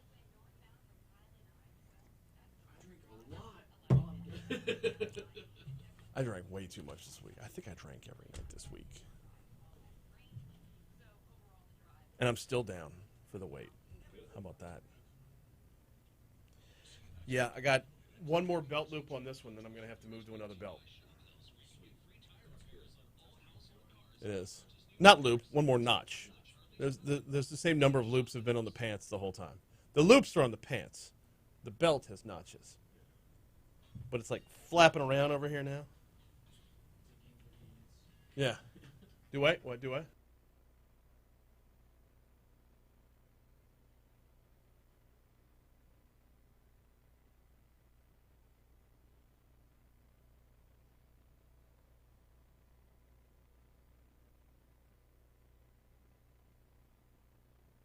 .717 Talk 107.3 FM WBRP. Yesterday, the Pelican Institute announced Pelican Institute for Public Policy announced the launch of the Kevin Kane Center for Opportunity Policy. The Kane Center has been formed to promote solutions to reduce poverty and remove barriers to opportunity so that every Louisianan has the opportunity to flourish. In particular, the center's work will focus on issues like occupational licensure reform, workforce development, smart criminal justice policy, and social safety net reform. This sounds like it should have been out there a long time ago. I don't know why it's taken it's taken this long to address it, but thank goodness the Pelican Institute's in the ball game. Somebody had to be. Joining us now is Daniel Erspamer with the Pelican Institute. Daniel, welcome back, sir. How are you? Hey, I'm great. It's good to be with you. And, hey, you know, better late than never, right? Well, and look, I'm not calling y'all out. If anything, I'm complimenting y'all. I'm calling out all of us, man. Like, how is it we're in 2021 and it took you guys to be like, hey, maybe we should tackle this one? Yeah, you know, we have just huge issues of multi-generational poverty and yes, we do. And really barriers to economic mobility, right? That's really what all of us are about, is every person should have the opportunity to pursue the American dream, to really, you know, our mission at the end of the day is about human flourishing. So let's address some of those core issues and bring everybody together, get to work. Let's get this thing fixed. Okay, how long does it take to get this set up, and how long before y'all are really in action? Yeah, you know, this has been in the works for some time. It's named after the Pelican Institute founder, Kevin Kane, the late, great Kevin Kane. And it's an honor to be able to sort of protect his legacy in this way. It's been in the works for a while. But, you know, these are issues, a number of them we've been engaged in for some time: occupational licensure, removing those barriers to individuals' right to earn a living, criminal justice reform. You know, really the new policy issue for us here is addressing, you know, we have all of these social safety net programs that are really, they're well-intentioned, they're aimed at helping people, but all too often the unintended consequences, we trap people in dependency and prevent them from being able to experience the dignity of a job. From a general policy standpoint, this actually doesn't sound like it's new for y'all. This is what the Pelican Institute has gone after from for as long as I've known y'all. So is this just a matter of putting it under one roof and really giving it a name? Well, it's really about intentionality. You know, a number, as you mentioned, a number of these issues we've been engaged in, and you know, this really is our mission. We are, if you read our mission statement, we're about human flourishing. So, but really, we got serious about tackling it from a perspective of poverty. You know, can we really put together a plan that actually very demonstrably and measurably moves individuals out of poverty to opportunity? We've set a goal in the next decade. We're actually on some of these working with colleagues in other states, particularly in Texas and Georgia. And between our three states, we've set a goal of at least 1 million people demonstrably moved out of poverty, out of dependence onto opportunity and work just in the next decade alone. Can you cite some examples, or is it too soon for that yet? Have we seen examples in other states that we might try to replicate here in Louisiana, or are we not that far down the road to know how this is going to look application-wise in real life? Yeah, we're knee deep in studying a lot of that right now. But Okay. I can tell you, Utah's a great example of this, where they really have pointed their, for example, government assistance programs, which really exist, right, to give people a hand up. And we think about this a lot as we talk about the social safety net, and the idea is to provide help to people who need it so they can bounce back and get back to work. All too often that becomes not a social safety net, but a snare net that entraps people in it. So places like Utah have aligned programs so that they point to a temporary situation that gets people back to work. And we got to look at policies that disincentivize. I'll give you a quick example. Right now, if you're a single mom with 3 kids, you maybe have a job that provides you $25,000 or $30,000. We disincentivize her from being able to get a raise or add a new job, because if she makes even just a few $1,000s more, she hits what we call a benefits cliff, and the programs for which she is eligible just drop off precipitously. And no logical person is going to go try to earn that extra bit of money when they're going to lose. People are trying to just provide for families and make ends meet one day to the next, and we've got to align our policies to make sure that we're incentivizing all the right things and not punishing people for work. Yeah, on the work front, not punishing folks who want to advance. That's a big player right there. That's a very big factor in holding people back. The criminal justice one is the one that really has me intrigued, though. Where are y'all headed here?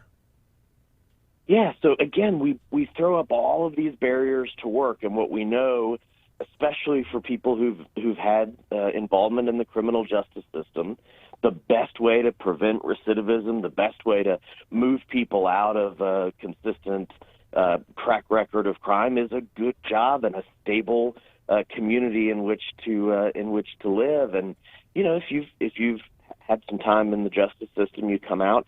The licensure issues where you can't work if you can't get your license if you've been incarcerated, or we make reentry back into society very difficult. We got to smooth that, get people quick on-ramps into work and off-ramps out of the justice system.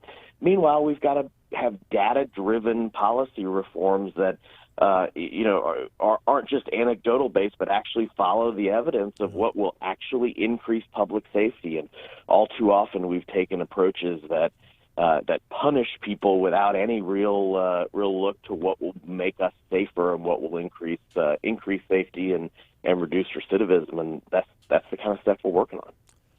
Look, I'm trying to find the right way to word this, because it's going to sound like I'm getting away from the human aspect of it. But really, all this is going to serve, it's going to serve the people of Louisiana, to be sure. But this is one of those where a rising tide lifts all ships when it comes to business in Louisiana as well. So the repercussions of this are going to be not just for the bottom line of individuals, but for the overall tax base, the overall business community, really every industry in Louisiana.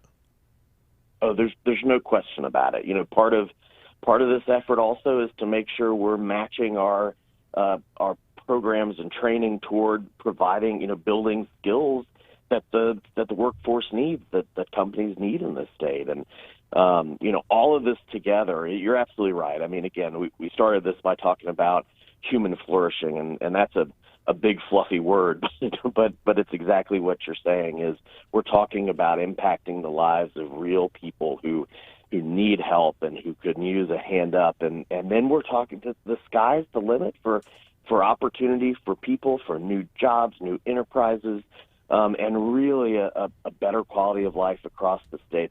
The implications of genuinely addressing poverty and setting policies that really do clear that pathway to opportunity, the implications are huge across the board. moving us out of those bottom rungs when it comes to statewide rankings or state-by-state rankings of poverty. Will move us out of those bottom rungs of the state-by-state rankings of education. Will move us out of those bottom rungs of state rankings of crime. To me, this feels like, and this is why I started off by saying it feels like it should have been a no-brainer from the start, but there's one hesitancy here, and that is you're not going to see overnight results. How do you manage that going into it? Yeah, this is a long ball game, but we have to the old adage, right? The journey of 1,000 miles starts with a single step. So how do we start? So we look at some opportunities, even just a lot of this is education, bringing people together, but there's legislation too.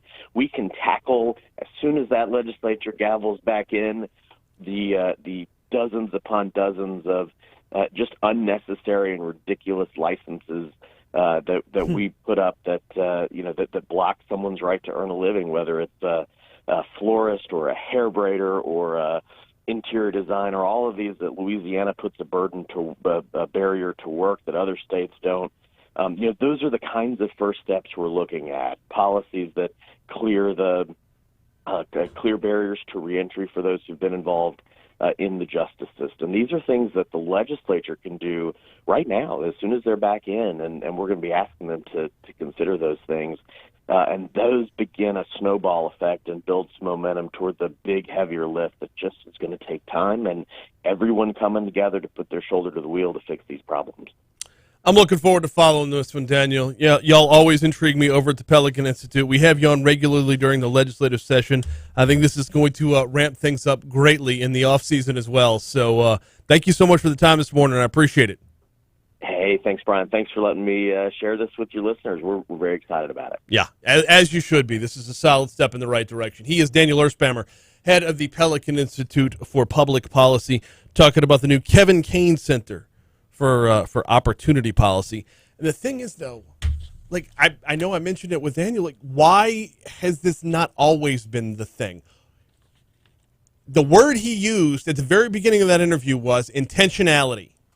Why has that not been the mantra from the start? Props to them for being the ones to actually focus it, to actually create that intentionality. All right, we got CBS News coming up in just a minute, then our own local news, traffic, and weather to follow. On the back end of that, we're going to talk a little bit about Mary Bird Perkins Cancer Center. They have teamed up with the folks from One Oncology. We're going to dive into that in our next segment with Todd Stevens, the CEO of Mary Bird Perkins, is going to join us in our next segment. Before that, though, we got to check news, traffic, and weather. Before news, traffic, and weather, let me tell you, the folks from Our Moms are coming by for Foodie Friday, presented by the Louisiana Beef Industry Council. There will be burgers to be had in this studio and hopefully some burger recipes and ideas to share with you as well. That's the whole point of Foodie Friday, is like growing the foodie experience, growing the interest and level of just getting out there and throwing something on the grill. We team up with the Louisiana Beef Industry Council every grilling season, Memorial Day to Labor Day.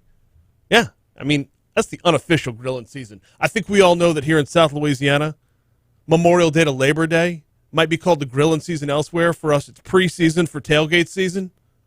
Yeah, the grilling doesn't stop just because we hit Labor Day. If you need recipes as we approach the upcoming tailgate season, beefitswhatsfordinner.com. That's the website, beefitswhatsfordinner.com. Get yourself some recipes. Find out a little bit of nutritional information. You'd be surprised. Food is fuel.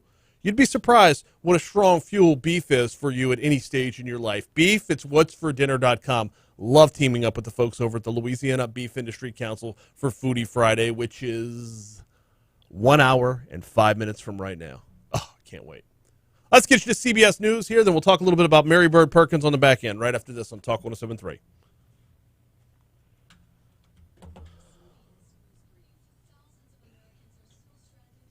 American Airlines bans alcohol.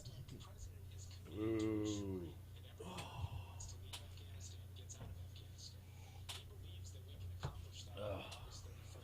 Getting a headache.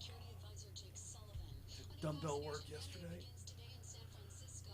Feeling it in my back today. I don't normally get sore in my back. Weird. So my gym is 2.3 miles away from my house. So rather than drive to the gym and do cardio, I've now taken to running and walking. I'd like to run the whole way. I'm just not there yet. Running there, hitting about 35 minutes worth of a different, like 4 different movements a day. 35 minutes doesn't cover a whole lot. Abs are every day, for sure, because that's where I need the most work. Like, I'm not going to do any one movement more than twice in a week, just because there's not enough time. Yeah. So Monday was bench, kettlebell squats. I can't lift heavy when I'm running, like, in the real world. You know, like, I can't do heavy legs when I'm running outside because I have to run home. Yeah, that's for sure. Yeah.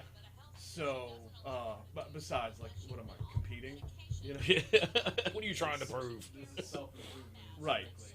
So, bench, kettlebell squats, lat pulls, and seated row, and then abs. That was Monday.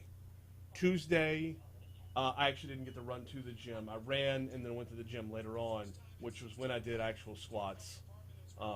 Squat, leg lift, abs, and went back to lat pulls again. Wednesday, all I did was run. I didn't get to the gym. Yesterday was dumbbell incline, lat pulls again, tricep extension with the rope, dumbbell curls and overhead press, but it's like a superset.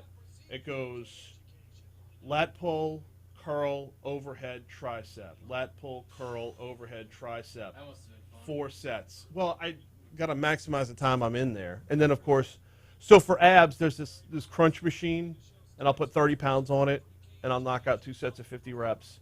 Or I should say or, depending on the time. I'll get on the dip bar that has the forearm pads and do leg lifts. So I'm not nearly as good at those. The lower half of the midsection is not nearly as strong as the top. But I mean, I don't know. I'll see dudes get in there for like 90 minutes, 2 hours, and I'm like, God, what I wouldn't do to have that kind of time. Yeah. You know? I don't know. You could do a lot with 30 minutes. If I maximize it, yeah. A couple problems though. Number one, the water fountain's all the way across the gym from where the weights are. So, well, the water fountain's by the cardio. So yeah, it makes sense. Only one though? Yeah, exactly. What's Planet Fatness? I'm paying $10 a month. What do I care? But normally, like if I were driving to the gym, I have a water bottle, but I'm not carrying a water bottle when I run. You know, so yeah. If I stop to take water breaks, which I need to stop to take water breaks because I know that Louisiana heat. If I ran there and ran home, I'm dehydrating the shit out of myself. So. I'll tell you that it's 2.3 miles. It takes me 26 minutes to get there, 31 minutes to get home. It's a lot more walking on the way back. If you had a faster time, I'd be impressed. Like, if you had a faster time on the way back than you did on the way there. Well, I'd like to narrow it down to where it's about the same, but I want that 26 minutes to be under 23. I'd like to get under 10 minutes a mile. It's cool that you're setting objectives even for just getting to the venue itself. And cardio, as far as like fat burning and weight loss, like cardio is like you have to start with that. Weights you gotta keep doing as well and keep training different areas of your body want to improve. But like cardio is imperative. Lifting weights. That's been my jam since high school. In fact, the year after I graduated was the year St. Paul started their powerlifting team. So every football and baseball workout over the summer and everything like that. If I'd been there 1 year later, I could have like lettered in that as well. But no, I get a lot more out of it because I put a lot more into it because you feel the difference. Like I can run all day long and all I'm going to be is tired. You know. If I lift though, I feel like this. You know, I can look at that rack after I'm done with the squats and be like, yeah, I just did that.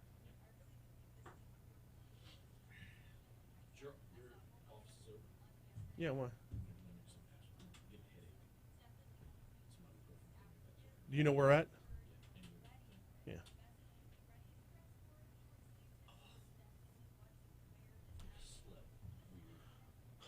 Well, I mean, I'm shocked that you slept. I didn't sleep much. Yeah. I kept waking up knowing like the alarm's gonna go off. The alarm's gonna go off. Yeah. Debbie says, Debbie's got some good comments here. Start with state and government agencies. 9 to 4 does not fit the 24/7 work model. Oh, so right. You have to take off from the job you have to get that permit. That's right. That's right. You have to interrupt business in order to get it done. Not to mention the fact, do you really need to have a permit to braid hair? I was picking up Chinese takeout from this place called Hot Walk on Old Hammond behind the racetrack near Sharp. Well, I mean, they're right next door to African American Master Braiders. And I'm like, are you...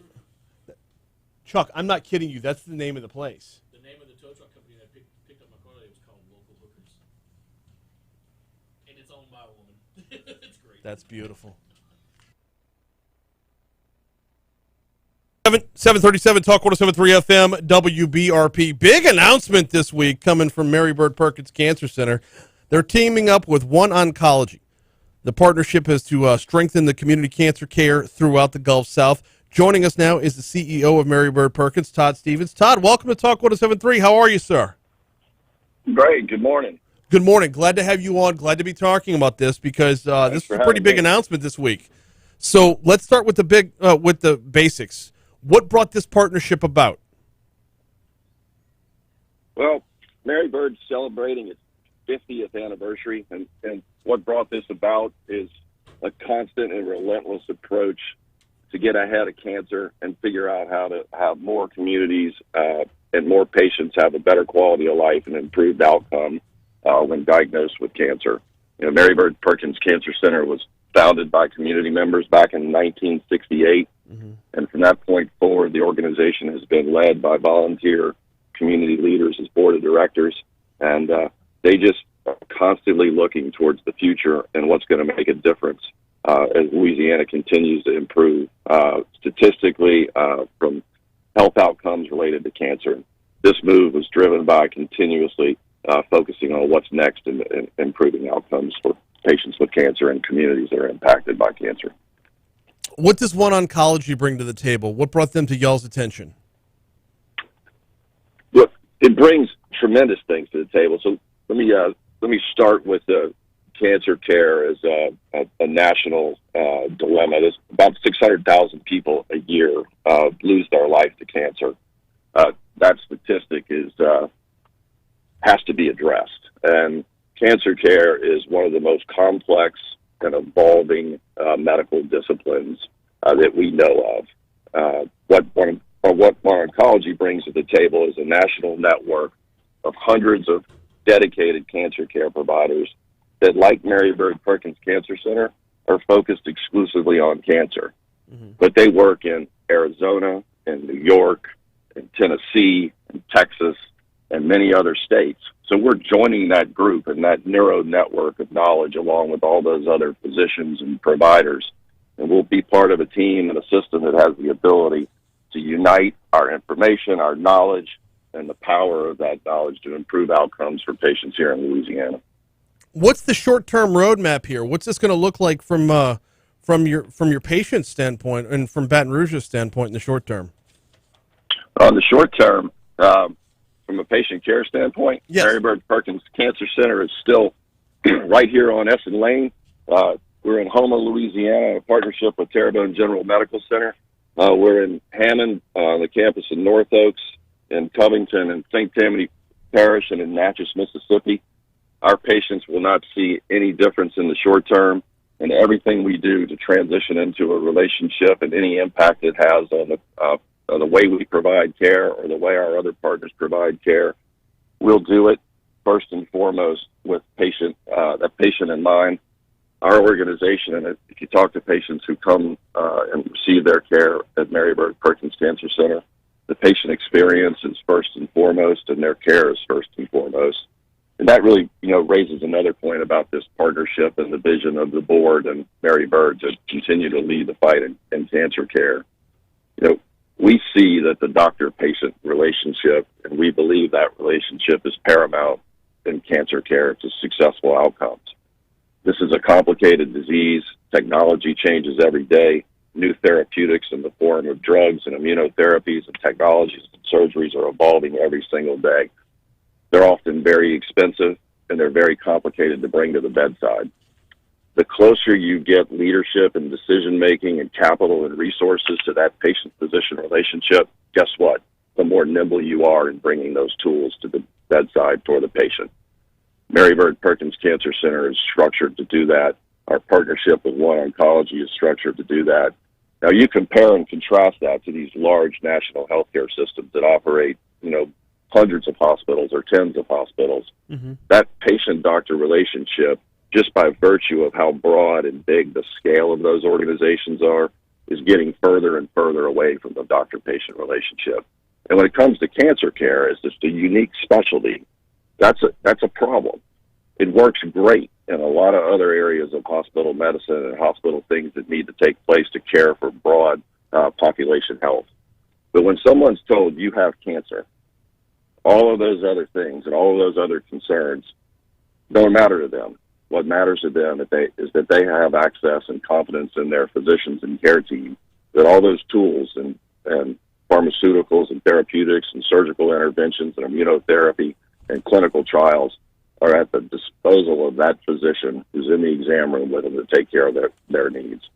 That's all we do. That's all OneOncology does, and we're going to focus intently on bringing those resources to every patient we serve across our network and as we grow in our relationship with OneOncology. Resources. You mentioned resources on the back end of that one, and I would have to imagine this was one of the more appealing aspects. You said doctor-patient relationship is paramount, to be sure, but broadening things out to find more people that do what you do, increasing that level of network, increasing that level of teamwork, and increasing that level of resources is also going to pay dividends as well.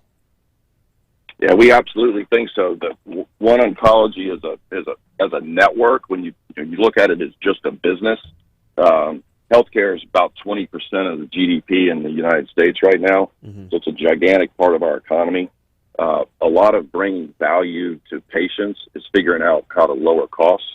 OneOncology, in their pharmacy and therapeutics division of their overall business, purchases over $2 billion in pharmaceutical supplies from the industry. Now, you bring that down into Louisiana and Mary Bird Perkins Cancer Center, it would be a small decimal of that we would purchase. So when we're looking at how to lower costs, it's pretty logical that we're going to be able to acquire those pharmaceutical supplies at a much reduced cost by being part of a large national network. That value finds its way down into our ability to grow and provide more service and value to the patients we care for. I mean, I wasn't really going for the shopping at Costco version of that answer, but you're right. Buying it increases your resources, and in so doing, that'll pay off in savings as well. I just meant like being able to bounce things off of other people that do what you do. Having that many more people to lean on for consultation and recommendations and diagnosis and whatnot. Being able to bring in an extra set of eyes and an extra set of eyes and another one on top of that. Totally. Yeah, that was more the angle I was thinking that we would see payoffs. So there's payoffs economically and clinically. Yes. So to your point, we see in our network about 5,000 new cancer patients a year. That's newly diagnosed patients across our network. Each and every one of those patients is unique. Their circumstances are unique. Their challenges are unique. And in Louisiana, the disparities that exist that confront our patients and interfere with their ability to get high-quality treatment are immense. First and foremost, our job in the clinic and our support services is to overcome those barriers so every patient has the opportunity to have the best possible treatment at the right place at the right time, and that they have the ability to finish treatment. You'd be surprised how many individuals are diagnosed with cancer in the state and don't have access to treatment simply because they can't get transportation to and from their appointments. So let's take one of those patients that shows up in an exam room for the first time to see one of our physicians, and they have a complicated case. It's a rare disease. On the electronic health record platform that we'll use with OneOncology, at the physician's disposal are all of those other physicians across that network. And chances are that that disease, when you look at the thousands and thousands of patients that are treated by the hundreds of providers in the OneOncology network, it's probably not so rare when you reach out to the rest of that network and say, hey, I have a young woman that I'm caring for that has this particular diagnosis in these circumstances. And instantly, through basically a virtual tumor conference, that network will be able to respond to the physician with open clinical trials, other types of other circumstances and treatment modalities, how they work, their efficacy, what else may be out there, so that knowledge is instantly translated to the physician for that doctor-patient relationship. So you're exactly right. That aspect of the relationship with OneOncology is the most compelling thing we have. Bringing more knowledge into Louisiana is absolutely one of the things we need to do as a state. This is a great state. It's populated with incredible people.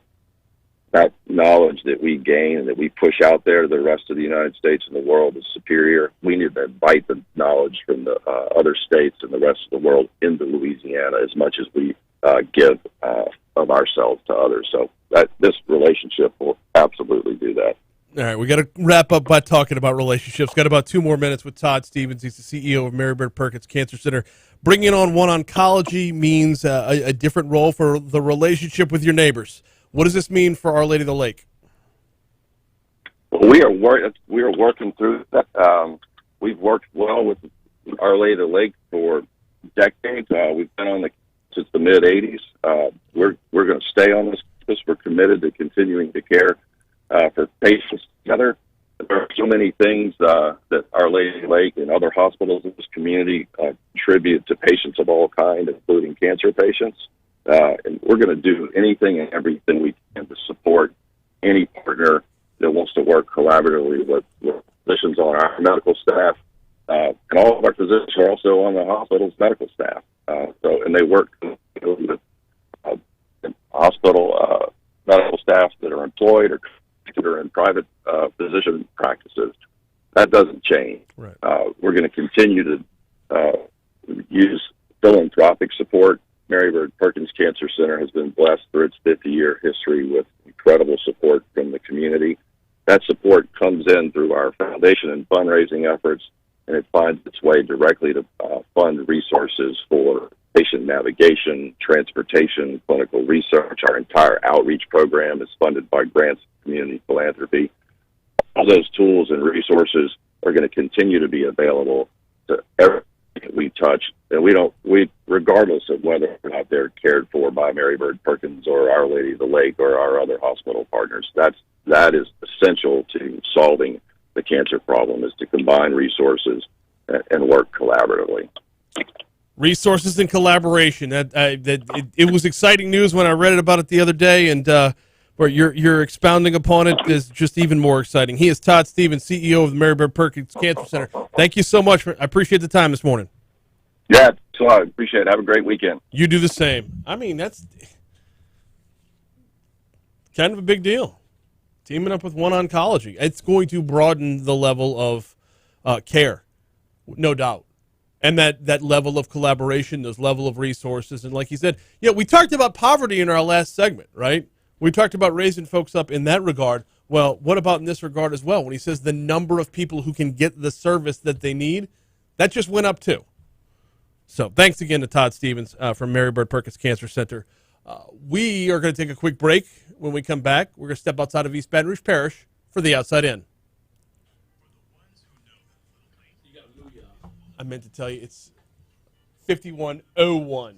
They've been running a full second behind, like for a month now.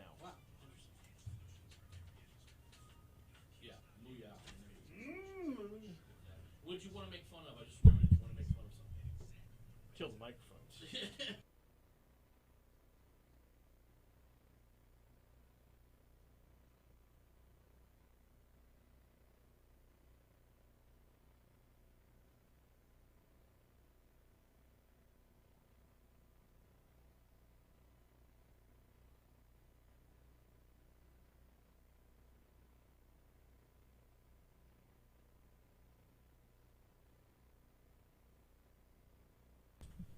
Somebody on YouTube says, "What was the bumper song just now?"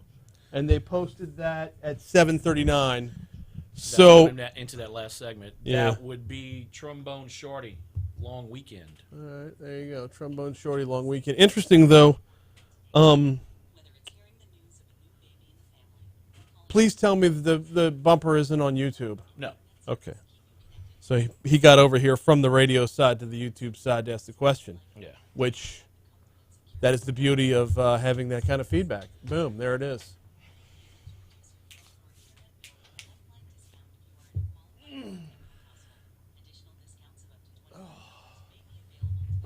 I just realized I probably can't go take the test thing after the show because I remember an email saying you should fast for 12 hours.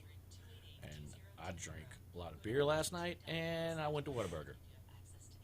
And then I've had coffee this morning. Yeah, coffee this morning's not going to mess you up, and I really don't. So and then we're gonna have burgers. I'm not gonna eat a burger this morning. Yeah. Yeah. Or I'll do this. I'll take my part of the burger. I'll bring it to my office, and then I'll go take my thing, and then I'll eat it. Hopefully they bring enough burgers where we all get a full burger. Yeah, it's like step your game up. Burgersmith came in and fit everybody. I don't want to say anything, but they showed up with a pan of patties. Bro, wait till Muya comes in. Wait till you see what Muya does. When Muya comes in, what? Not next week, but the week after. Oh, yeah. They bring these to-go packs. They're like, it's like a mobile buffet.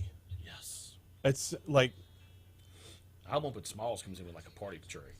sweet potato fries dipped in honey. Yes, my man. give me that. Like, give me all that. Sweet potato fries are just like, dear sweet potato fries, you win. Sincerely, regular fries, right? Yeah, right. But you dip them in honey, and you're talking a game changer. Yeah, absolutely. Oh, dude. Yeah. I mean, I love honey. It's supposed to be good for the allergies, but I've never seen those results. It does help me sleep. Really? Yes. Tell you what, I mean, like, local honey. It's supposed to be good for the allergies. Not like the crap you get in a Chick-fil-A packet. Calm down. What? I like the honey at Chick-fil-A, the little packets. It's just not local. What's Fine. good for you in the honey is...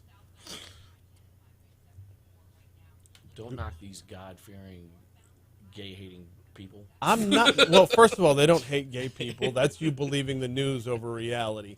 But I'm not knocking the Lord's chicken. Don't knock the Lord's chicken. The Lord's chicken. I mean, Popeye's chicken's better, but nothing wrong with a good Chick-fil-A sandwich. Immaculate. Like, why don't they have, like, Chick-fil-A College where they teach other fast food people how to do that? Oh, with that service? Oh, my God. It'd be a monopoly. My brain would blow up. That would be.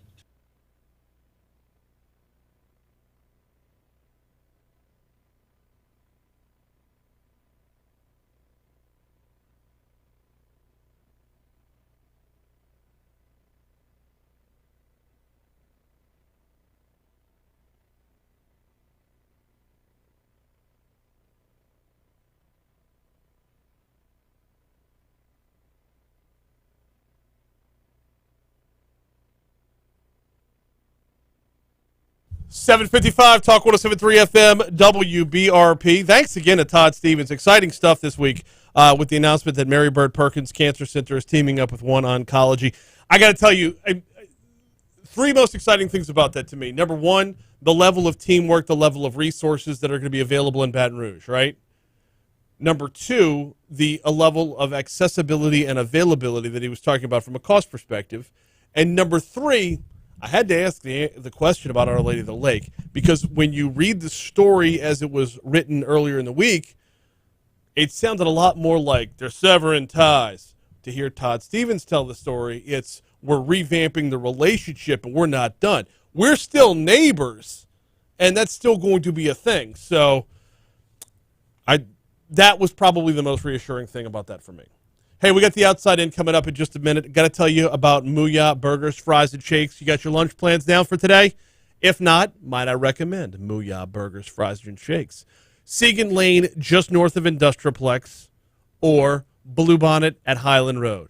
Either way, you get the same great service, the same great quality, the same great fresh ingredients, and the same great cheeseburgers.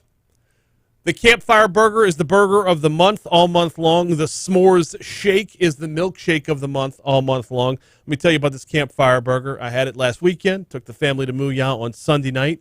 Gotta love when you walk in and it's just like everybody from myself, my wife, the 13-year-old, the 9-year-old, and the 5-year-old. Everybody walking out completely satisfied. A little bit too full, but doing it all without breaking the bank. Download the Mooyah app, by the way, for specials all year long. In fact, you get a free order of fries just for downloading the app. Mooyah, burgers, fries, and shakes. Check them out. Time for the Outside In. Let's go.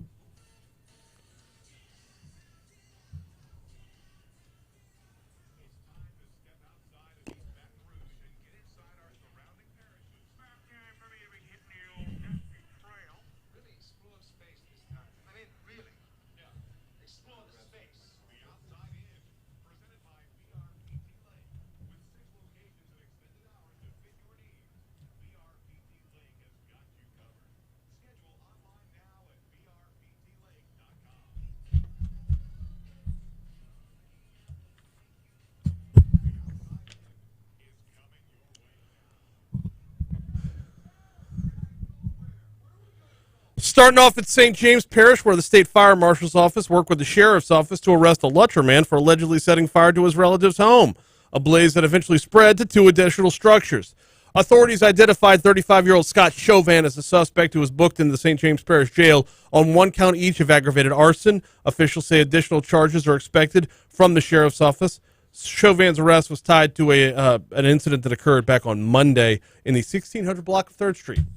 Over to West Baton Rouge Parish. A deadly crash involving an 18-wheeler killed at least 1 person yesterday. Sources said the crash was reported on Rosedale Road shortly before 6 p.m. That wreck involved an 18-wheeler hitting another car head-on. Down in New Orleans, State Bond Commission voted to pause funding on a $28 million line of credit for renovations to the Superdome due to the Saints vaccination policy. The vote was 10-2 in favor of pausing the funding. The 2 votes against came from Governor Edwards' administration members. The delay appears likely to last at least a month. Closing out in West Feliciana Parish, the Tunica Hills Music Festival and Jam, originally set for March 25th, going to be from 10 a.m. to 10 p.m. tomorrow in St. Francisville. The event is free for all ages and features many genres of music. 2 stages will be going. They'll have food vendors on site. Bring your chairs or blankets if you want to sit down, though, because it's kind of one of those open type of concerts. That's the Outside In, presented by BRPT Lake. Let's get you to CBS News.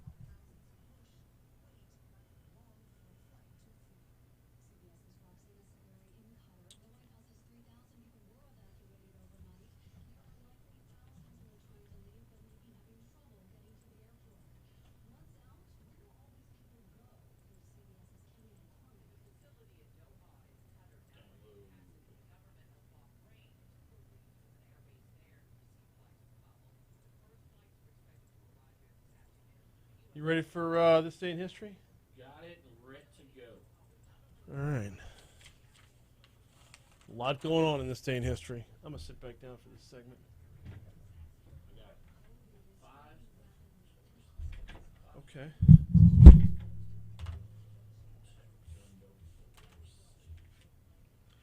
Do you go chronologically, or are you all over the board? All over the board. Okay. Then I shall not interrupt until after you move from history to birthdays. Not a birthday.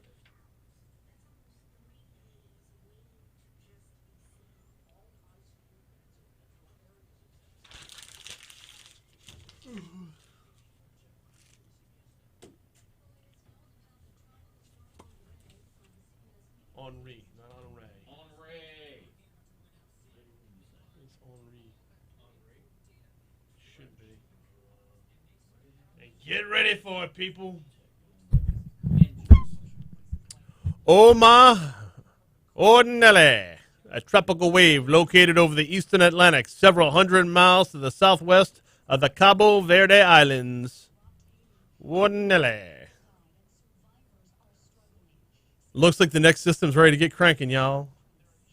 It's only got a 20% chance of forming over the next 5 days, but get that little yellow X.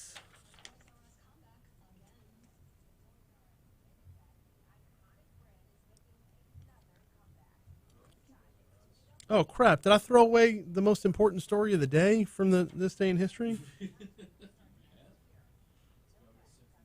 No. No, I do not. I want to say the NFL was founded today.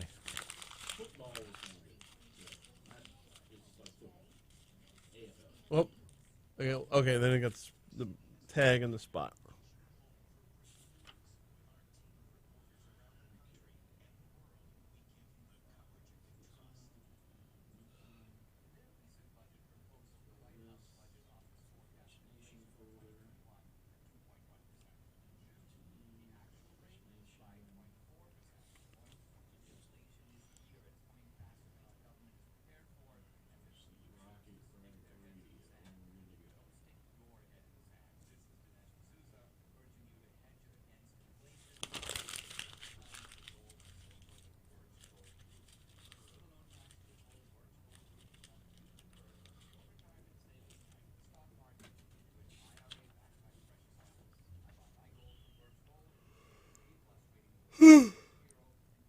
Scusi.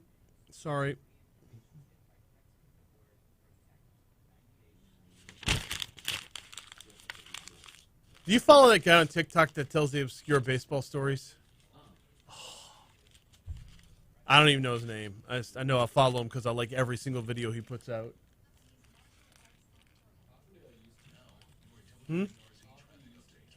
How often do I post or how often am I on it? An hour a day. Maybe more. You will. I'm on it all night. I get in bed and I just start watching TikTok.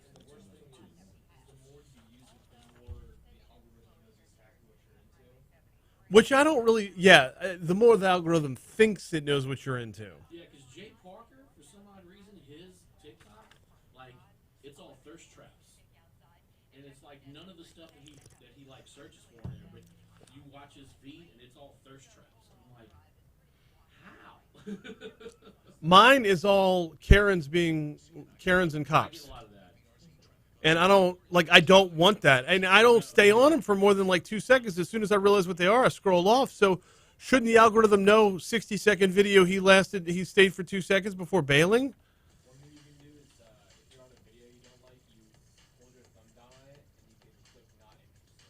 Really? I did not know that. Teach us old fogies how to use this technology.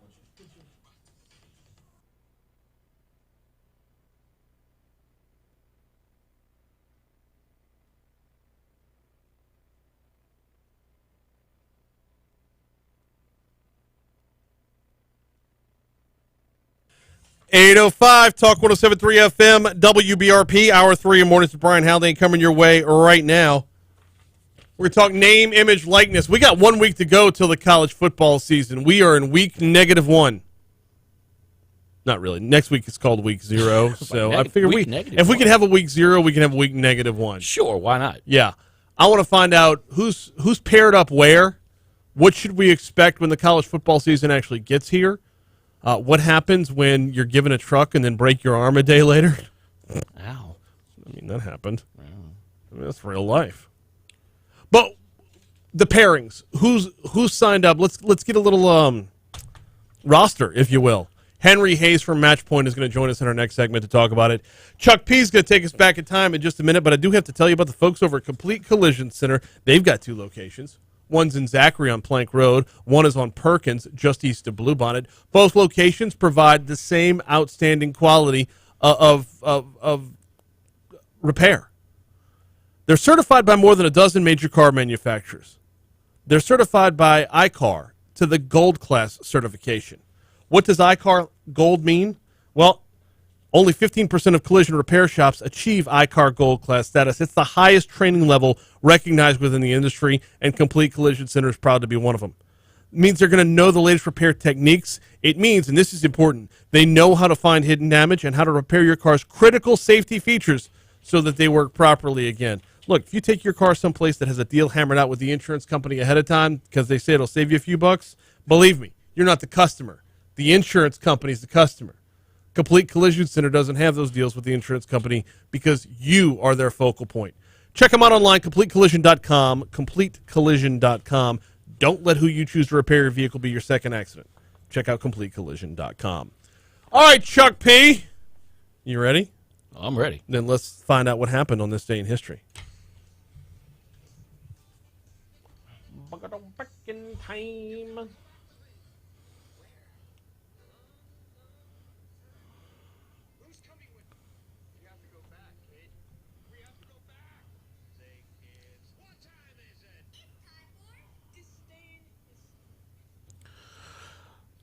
All right, B, we're going to start off with a little sports story for this day in history.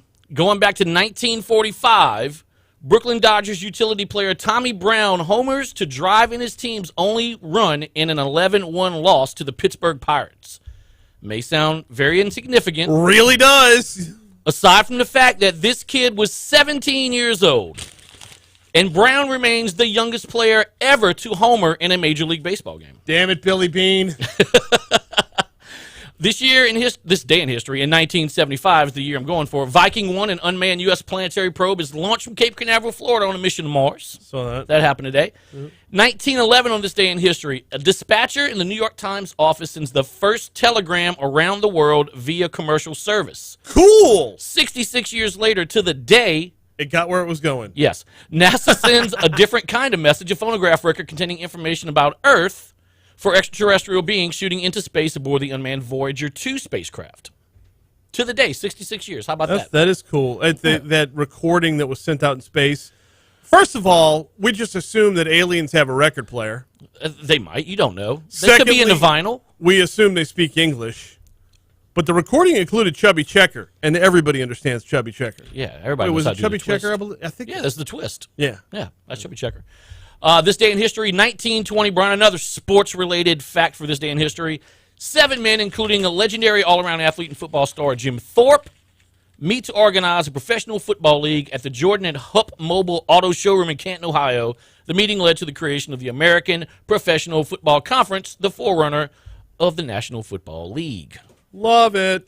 And lastly, I have for this day in history, 1989, ending on a down note. Yeah, I think I know where you're going here. Lyle and Erica Menendez shoot their parents, Josie and Kitty, to death in the den of their family's home in Beverly Hills, California.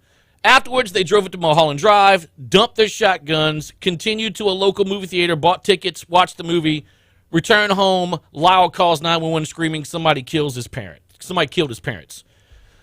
All in America. Spoiler alert, it was them. All right, moving on to birthdays today. Top of the list, legendary boxing promoter Don King, only in America. That's right. Born this day in 1931. Soul legend Isaac Hayes, born on this day in 1942. Interesting. Robert Plant, lead singer of Led Zeppelin, born this day in 1948.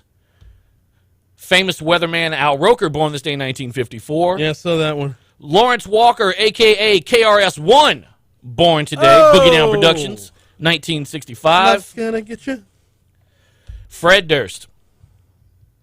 We dropped off the talent level there. Yeah, you know, it happens. Born this day in 1970. Actor Andrew Garfield, born this day in 1983. And Demi Lovato, born this day 1992. Amy Adams, too. Amy Adams? I didn't see that. Yes, Amy Adams. Also. Jada Cody.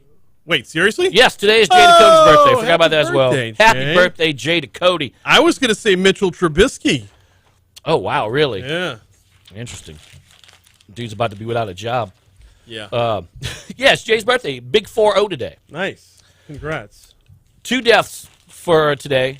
Okay. 2 legendary people, though. Phyllis Diller. Oh. Died on this day in 2012 at the age of 95. Mm-hmm. And Jerry Lewis.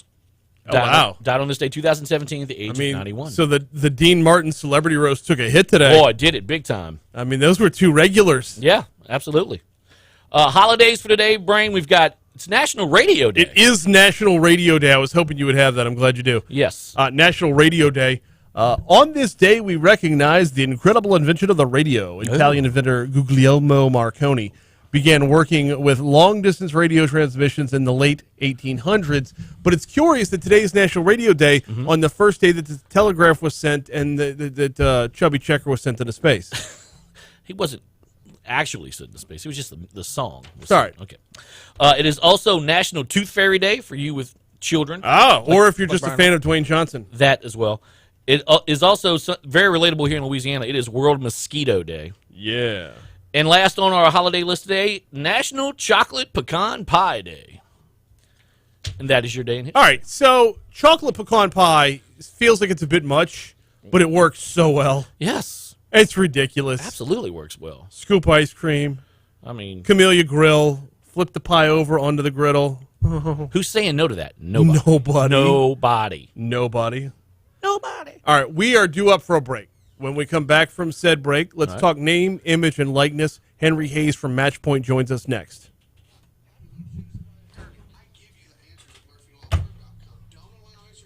You need Henry's phone number. I do need Henry's phone number.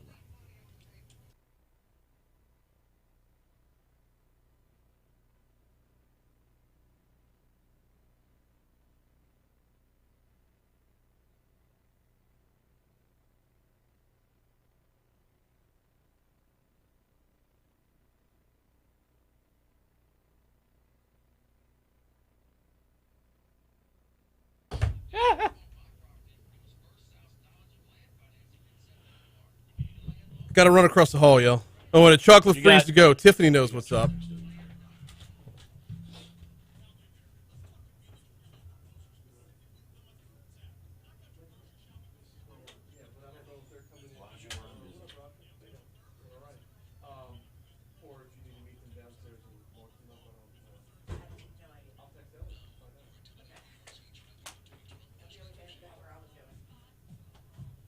Hi, Henry. This is Chuck. Brian Haldane show calling for your segment. How are you doing this morning? Good, good. I'm going to go ahead and put you on hold. We're about to come back in, and then Brian's going to pick you up for the segment. All right.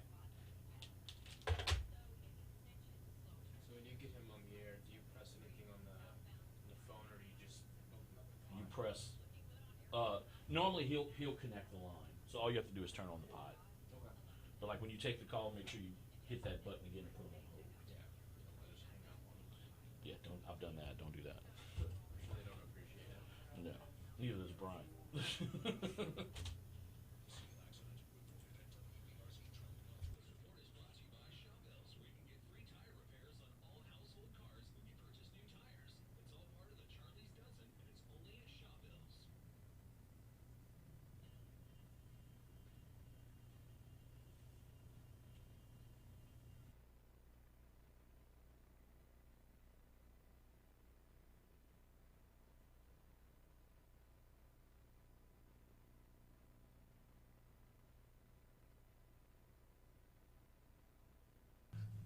.815 Talk 107.3 FM WBRP. Hour 3 of mornings with Brian Haldane rolling right along. Foodie Friday coming your way about 20 minutes from right now.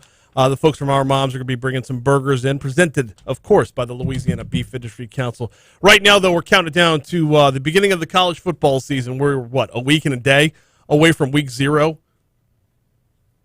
What's this going to look like now that name, image, and likeness is in play? Who's paired up where?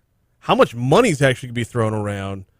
And what can we expect to see once the athletes hit the field?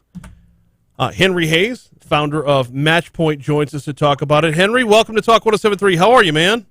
Good morning, Brian. It's good to be on this side of the Guarantee family for once. Usually I'm all sports. I mean, almost always, right? It's you're over on 104.5, 104.9. So, yeah, glad to have you over on this end and talking about the upcoming football season from a strictly business perspective today. Let's start with this. We are a couple months into this becoming law. A number of deals have already been signed.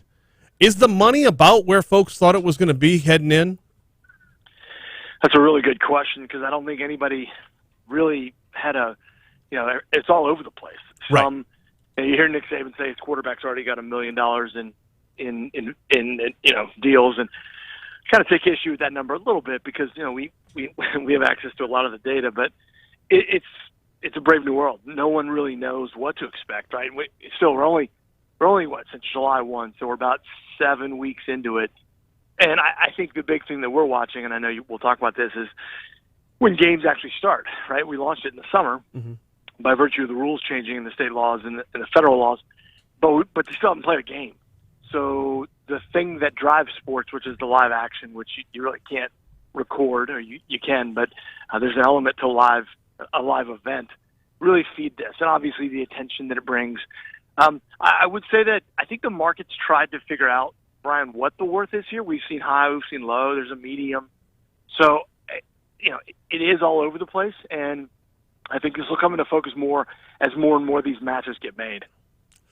What kind of matches are we seeing so far? Who's paired where that has really garnered a lot of or hasn't garnered a lot of attention? Where are folks teaming up? Yeah, I mean, really, it's kind of all over the place, which is great. Everything from, we were the first company in the country to do the first athlete car deal. That was Miles Brennan's deal with Hollingsworth Ford here in town. Restaurants, those are I think one of the most popular. Clothing, services, a lot of e-commerce brands that are more national in scope. A few in the cryptocurrency world, which is kind of interesting because that's futuristic, obviously. But really, you name the brand, Brian, and I should say, absent the ones that the NFL has put on their kind of no-fly list, gambling, firearms, etc. Right. Obviously, we can't go there. But absent those, we've almost seen all of them. And again, each industry is kind of dipping its toe in the water to gauge this. I think what you don't want is if you're a business to say, I sponsor, an Alabama athlete. Well, we push to say it's got to be better than that. You have to try to find a way that how do you actually make money on this partnership? How does this make sense for your brand, et cetera? So there's some that are definitely taking a wait and see, kind of attitude to let someone else do the first few matches, and we've seen that too. But then there have been others that have been aggressive and are taking advantage of this new this new vehicle which has never been available before. Henry Hayes is the founder of Matchpoint. They're dove headfirst into name, image, and likeness representation as soon as it became law. Henry, a lot of this is going to be a work in progress and learning on the job as this evolves. What are a few of the hurdles you've seen in the early going, and how have they been resolved? Yeah, so I definitely think the issue around the marks and the logos, Brian, have been probably the most questioned. Can we use them? If so, under what circumstance? Each school has their own policies as it relates to kind of a review process. So that's been kind of the one with the most questions, and some still unanswered. And obviously, for obvious reasons, an LSU or a Florida or a Texas A&M, they want to protect those marks because they have their own way of selling those. And so that's been the market's still getting used to that. Mm-hmm. I can tell you with the social media outreach, though, Brian, it's not as important as it used to be. Meaning, if I've got a kid on a billboard without any of those marks, used to be you'd have a tough time knowing who that was. Now it's a little different because just social media is so prevalent, and you can go straight to his handle or her handle and her page. So that's probably the thing that I would say that has been a little bit clunky. But it's weird. I think one of the big learnings we've had is strange thing, Brian, is a lot of the young people are actually asking us how and if they can create their own marks, which we had thought of before, but weren't quite as pronounced as it has been from them. Meaning, Brian Haldane, the 20-year-old shortstop, let's say, is kind of more interested in what that BH would look like on his polo rather than the school he's played for, which is really interesting for a lot of reasons. So that's probably one of the things that surprised me the most early. You'd move me over to the first base, though, other than shortstop. Other than that, yeah, I would be, too. I would be, because you want to grow your brand in college to carry with you beyond college, because you're not necessarily looking at other college athletes. You're looking at Tom Brady. You're looking at Tiger Woods. Those two have their own branding and initials beyond what I would, those are probably the two biggest ones that you see anywhere you go when it comes to a person's initials carrying beyond anything else. Outside of the marks for the school, though, the school's logo or branding or imaging, whatever, outside of that, though, have there been hurdles with, like, let's say, advertisers who already advertise with the school and whether or not there'd be a conflict with the athlete? Haven't seen as much of that. I'll tell you now that we're talking, one of the other issues that we've seen is, okay, so talent matches to brand. You know, again, that same Brian Haldane, first baseman, matches with a restaurant. It's then the now what? Because even though these are digital natives, they're young and they're used to, you know, using their phones, etc. The content creation is, you know, that's a lot of times where the magic is, and some have skills better than others, and so that's been another issue of, okay, so we know that we should match, but now what do we do? You know, so I think that's been another kind of thing that will evolve. The good news is, with iPhones and with Android, the power to create that is really literally at your fingertips. And so, you know, the better the content, the better the match, we think. But that has been an issue early on. And in response to the folks that advertise with the schools, haven't seen a ton of that. I think brands are kind of good at segmenting what both could look like. You know, like a relationship with a big school like LSU, and then a relationship, you know, with singular level athletes. Right. Because you can do both. And I think it's a smart strategy to do both. So we really haven't seen a lot of kind of, you know, situations where that can't be resolved if they want to do both. Let's talk about content for a minute. I'm glad you brought that up because this is a question I've been having as well. Roll the clock all the way back to the first time the Air Jordans came out. It was, I wanna be like Mike. The content there was you wear the Air Jordans because you want to play ball like Michael Jordan. That has evolved into so many different things since then. Where is the content for today's athlete? Is it on the field performance? Is it off the field lifestyle? Where are we seeing the early hits, if you will? So to date, it's been the lifestyle piece and the number of followers based on what they've done. Because like I said at the top of our time, we haven't had games. But I'll give you an example. If this were last year and this was legal, Brian, the Cole Taylor play at Florida where he got his shoes thrown and the whole world saw it, and obviously Tiger Nation rejoiced in that.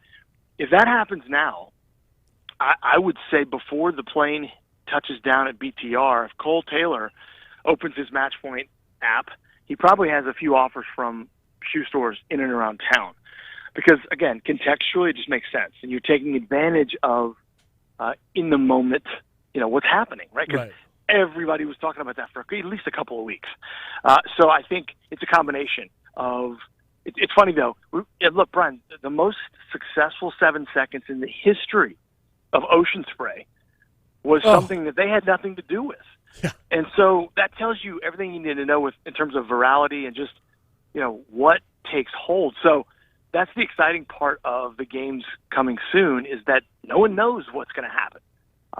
But I think smart brands, and this is the great thing, too, about this to us, it's an equalizer. Let's take Small Sliders, for example. We've done some early work with them. Great people over there. You know, they have one unit so far. So they're not a big boy like a McDonald's or some of the other, you know, thousands and hundreds of chains. But they were able to kind of smartly tell their story through people like, you know, Miles Brennan and Cole Freeman and people that are kind of local to that unit that the hyper locality really responds to. So, you know, I think that's a long-winded answer to your question, but I think it's a combination of both.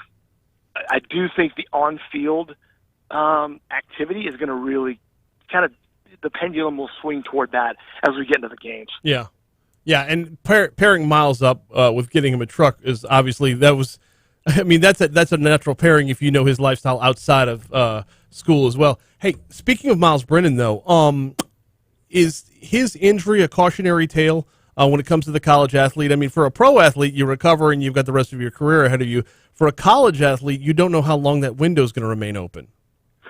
Yeah, that's a really good question, and I think, you know, so for the folks that aren't aware, Miles dropped the Hollingsworth Richards Ford deal, and about a little under a week later, he had his arm issue. I think he broke his arm, so he got hurt, and we got a lot of questions on that. Ironically, his page views almost doubled, Brian, in the early interim because of the news. So you could almost argue it was a better thing for the attention. Now, long term, obviously, you want him to play. But, you know, I think these young people are pretty smart and savvy about, you know, we haven't seen a lot that's what we would say would be injurious to their brands, or where you just go, gosh, that's not a fit at all. We haven't really seen much of that at all. So they've been pretty good so far at segmenting what makes sense for their own brands. That's the beauty of the way we built the app. It's much like a dating service in that it's going to match you to, based on your data, to what you like and what you don't like, and who you represent. Same thing with brands. And then there's a scroll function at the top where you can search, pizza, shoes, you name it, cars. So, but I think back to Miles, I think, look, this gives them the opportunity to, it kind of sounds corny, but, is Miles built Ford tough? We'll see. Right? He's in rehab. And, I would say, gosh, you know a lot about sports, Brian. The fact that kid hasn't left yet. Oh. Based on, he's about to step into the starting job and Joe Burrow transfers. And so he's got a great story to tell. I kind of joked with him the other day. He's going to be 27 years old and be a ninth-year senior here. But, I think, again, contextually it makes sense that the dealership there, Blake and Mike, are good guys. And like you said, he's a hunter-fisherman. Quickly after the games are over, he's in a duck blind somewhere. So that made sense for him. But I do think that with this new door open, the athletes definitely want to monetize now. Outside of Miles, we talked about Miles, we talked about Cole Freeman a little bit. Who are a few of the pairings that have come across come across Match Point that will garner people's interest as the season gets here? Yeah, one of the ones that we're most proud of is, and frankly, it's a local brand, but good for them. Walk-ons. I don't know if you saw what they did, Brian, but it's funny when I was thinking about this concept. Walk-ons was actually one of the first things that popped in my mind, simply because wherever they have a walk-ons restaurant, I think they're up to 61 or 62 now. Yeah. There's a college in that town, which means there's a walk-on. There's a great walk-on story. That's like Brandon and Jack when they founded that restaurant. Mm-hmm. We all know the story, right? Yeah. And so and they still live that at that franchise. So last week they announced that they're going to do one walk-on per week that they sponsor in this new NIL landscape, and they're exclusively doing it through Matchpoint. So it really gives the walk-ons around the country a chance to tell their story. And again, that is hand in glove when it comes to on brand. Didn't have this opportunity before. And I think it's a story that the public, it's not an ad. It's something that you'd like to consume, to hear, this young man or this young woman's story. Right. Because those folks are working just as hard as the scholarship players. That's one example. You probably saw Derek Stingley Jr. here in town. He had one of the first deals at 1201 on July 1. Again, he has a deal with walk-ons as well. Not a walk-on, but kind of a local, obviously a local hero being born here in Baton Rouge. So those are a few. And then, we've done some things. Darius Days with the LSU basketball team with a company called Driveway, a really cool kind of company that makes shirts out of bamboo and some reused materials. Super interesting. Okay. And there's been a bunch of other ones. Obviously, we're here in Baton Rouge, so we've got a lot of LSU activity, but we're all across the country as well. So it's fun to see when an athlete gets matched with the brand with a lot of context, because it just makes you smile, and the brand's like that too. So I've got the perfect walk-on story for you, and it's right at LSU. And everybody over here in the studio is already rolling their eyes because they know where I'm going. There's a tight end named Jack Mashburn. He's a walk-on the team, and Ed Ogeron can't stop talking about him preseason. He would be perfect for that match, if you will. Well, he has the chance to go on Matchpoint, tell his story to walk-ons, and they pick one a week. So Jack has a great opportunity to do that, and that's the really cool thing about that particular. There are a lot of great stories because those kids work hard, and they're paying their own way. And well, it's some of the best video of every fall camp is when the coach hands over the scholarship at the end of the practice, and everybody's rallying around them. It is the Cinderella story that we all look for in athletics. Mm-hmm, for sure, and you root for that. And like I said, that doesn't scream of an ad. That screams of, hey, this is who we are as a brand. That person's real close, and we're proud to represent them. We're proud to be. That's another part real quick, Brian. I always thought as an LSU fan, I get a ring on my phone, we get a commitment, just like you do, I'm sure, and I look, okay, where's the kid from, and what are the numbers, and what are the measurables, and whether that's West Monroe or Sulphur or Bunkie, that community is proud of that kid. And we always thought, even if it's $50, $100, $250, there's a pizza place, a real estate company, a bakery, that would be proud to kind of sponsor him or her. So that, they now have that ability. Absolutely. Well, it's going to be fun to follow all season long. Henry, we're not done talking. I'm sure we'll We'll be hitting you up regularly throughout the season. I appreciate the time this morning. We're going to keep those grounders coming to you at first base. He is Henry Hayes from Match Point. Thanks, man. All right. Later. 8:32, Talk 107.3 FM. Let's check news, traffic, weather. Then Foodie Friday, presented by the Louisiana Beef Industry Council, is next.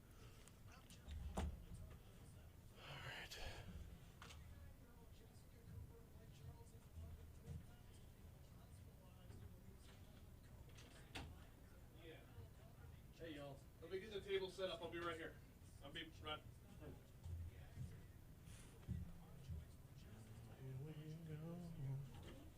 Do I? No. We're still on YouTube. Hey, kill my mic for a second, Josh.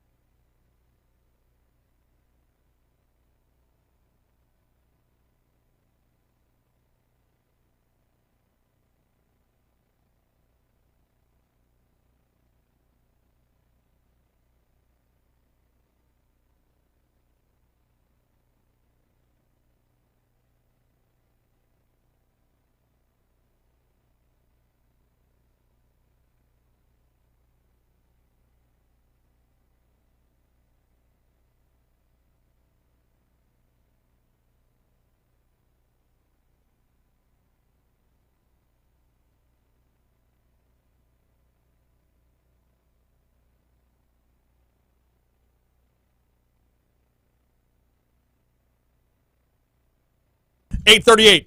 Talk 107.3 FM, WBRP. Mornings with Brian Haldane, rolling right along. Time for Foodie Friday, presented by the Louisiana Beef Industry Council. Every summer, from Memorial Day to Labor Day, we do this with the Louisiana Beef Industry Council. Why? Because it's the unofficial grilling season, which means it's a perfect time to throw some beef on the grill. BeefIt'sWhat'sForDinner.com is the website.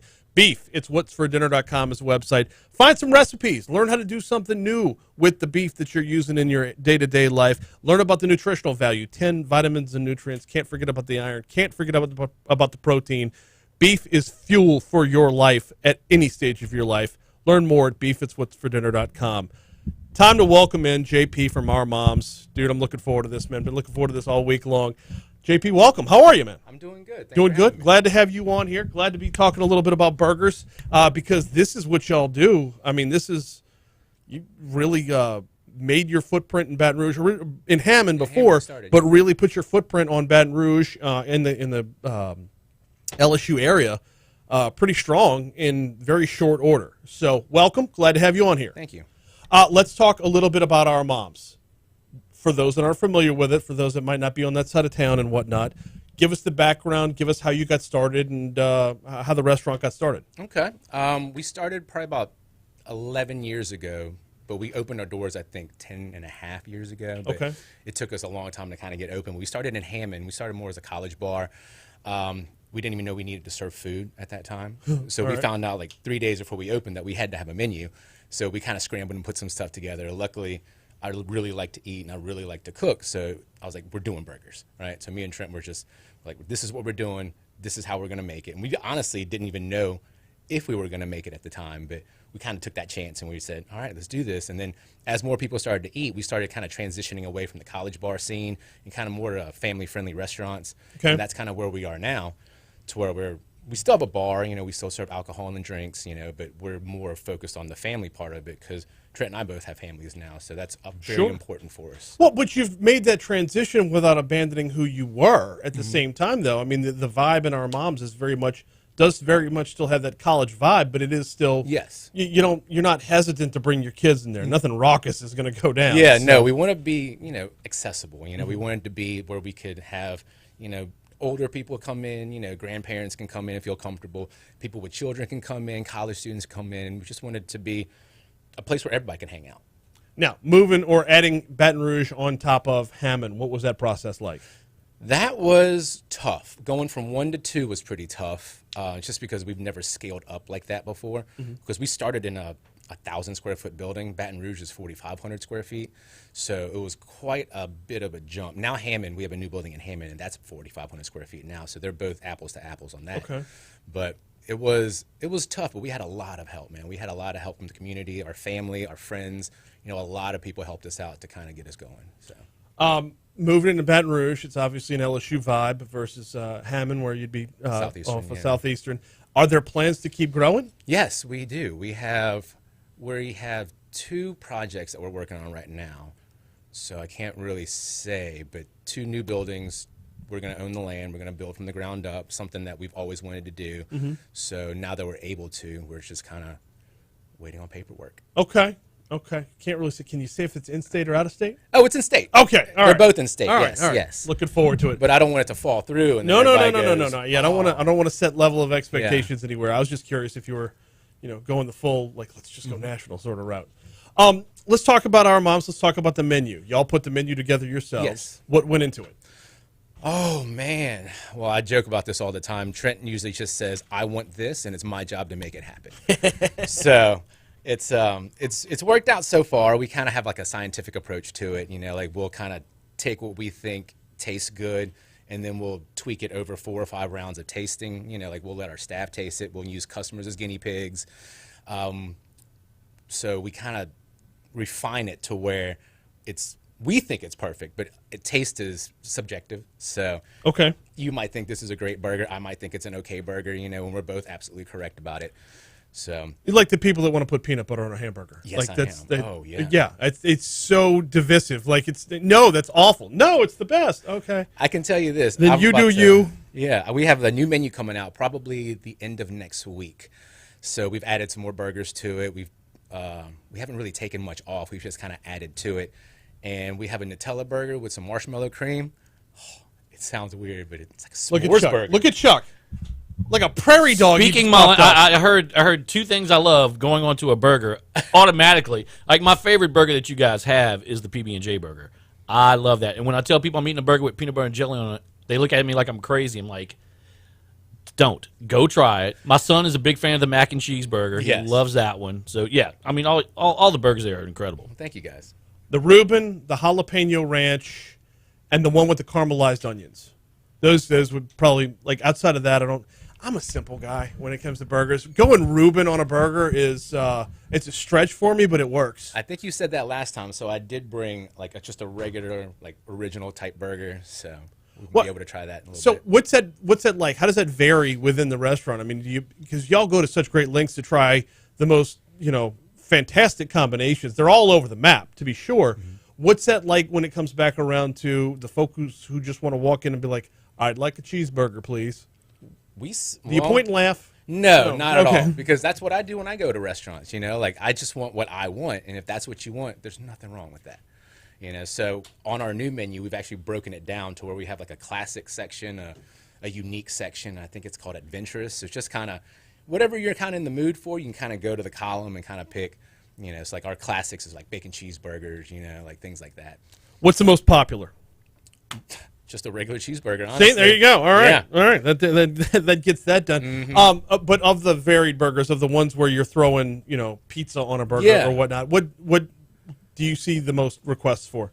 I'm gonna say it's a toss-up between 4 different burgers. Okay. We usually do like a barbecue burger that sells really well.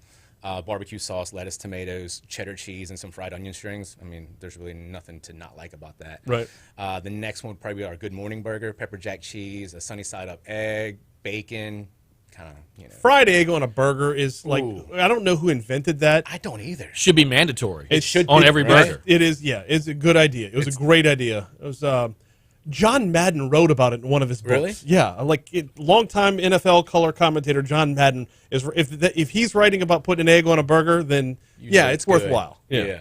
So then the other 2 are just like fried things that we just put on burgers. So it's a fried pickle burger and a fried jalapeno burger with our homemade ranch on it. So that's what I brought today. Excellent. Not the Good Morning part, but the barbecue and the jalapeno and the fried pickle one. All good. Outside of burgers, there is more than that on our mom's Yes. menu. So let's spend a minute or two talking about what else y'all got outside of just the burgers. It's a little weird to me because we didn't start off to be a salad place, but we're starting to get a salad reputation right now. Our salads are really big. All of our dressings are homemade, and I don't really eat a lot of salad. Mm-hmm. I mean, I do, and I like them, but I wouldn't call myself a salad person. Right. I'm a burger person. Sure. But we've been getting so many people just talking about how good the Valencia is, the goat salad. So we have a few more salads coming out in the new menu, like I said, in a couple of weeks too. There is an underrated item that I found on the menu by accident because my daughter wanted a grilled cheese. The ham and cheese. Yes, Hammond, like the city. Right. Hammond cheese. Hammond cheese, but it is ham and cheese. But it's like on a croissant. Yeah, it's so simple. It's just a little bit of mayo Mm-hmm. on a buttery croissant with baked ham and Swiss cheese. Yeah. That's it. I mean, I love it. Yeah. So I put a fried egg on that too, by the way. Oh. Yeah. Well, now you're just cheating. Yeah. Appetizers wise, if you're going in to have a couple drinks and maybe get a couple of apps, y'all get set up there. What are some of the more popular ones in that regard? Some of the more popular ones we have are the fried green beans. People love those. I love those. I mean, it's a little bit of spicy, really crispy. It kind of looks like fries while you're having a beer. Fried onion strings. We have, what else do we have? French fries. I love we still call it the Your Mom's cheese fries because we started off as Your Mom's. Yeah. So we still call it the Your Mom's cheese fries, but it's just bacon and jalapenos with a bunch of cheese melted on top of fries. So and then we have debris fries because we do cook our own roast beef in house. So we'll cook. And you do have a few po' boys as well, if I'm not mistaken. Yeah. We have. Yeah, I forgot about that. That is also a big seller. Is the roast beef po' boy. We tried to keep it as close to New Orleans authentic as we can. We use Leidenheimer bread. Mayo, lettuce, tomatoes. We, the servers always ask if you like to add pickles to it. Mm-hmm. But we cook the roast beef in-house for about 6 hours until it kind of falls apart. Well, not kind of. It really falls apart. So Debris it's more roast beef is the way yeah. to roll. Yes, absolutely. I have a friend of mine that is her favorite thing. Every time we go there, she orders that. She doesn't care about anything else. She wants that roast beef po' boy. Oh yeah. She loves it. Okay. All right, there you go. Wait to eat, guys. I'm really I thought you were going to mention the fact that you add the pickles upon request. That's a Jay Ducote thing. Does not like pickles. No, he's got like pickles are his nemesis. It's a weird sort of vibe. I don't like pickles. I've never had the fried pickle burger. I have. Now I like fried pickles, but Jay doesn't even like fried pickles. He just hates. He loves a cucumber, but he doesn't love a pickled cucumber. I'll eat a cucumber. Yeah, I don't know what it is. It's just that taste or the texture. It's something, but I've never really gotten into pickles, and I wish I did. We got to take a quick break. We're going to check your money now. We're going to check traffic on the air. On YouTube, don't go away because, of course, we don't break on YouTube. We're going to continue the conversation and maybe eat a little bit as well. This is Foodie Friday presented by the Louisiana Beef Industry Council. The website, again, beefitswhatsfordinner.com. Beefitswhatsfordinner.com. Get some recipes. Try something new. We're counting down to Labor Day. Not that you have to stop at Labor Day, but it's the unofficial end of summer, right? Setting you up for tailgate season. Perfect those recipes right now before you're out tailgating by visiting beefitswhatsfordinner.com. JP from Our Moms is in. We're going to continue to talk Foodie Friday next.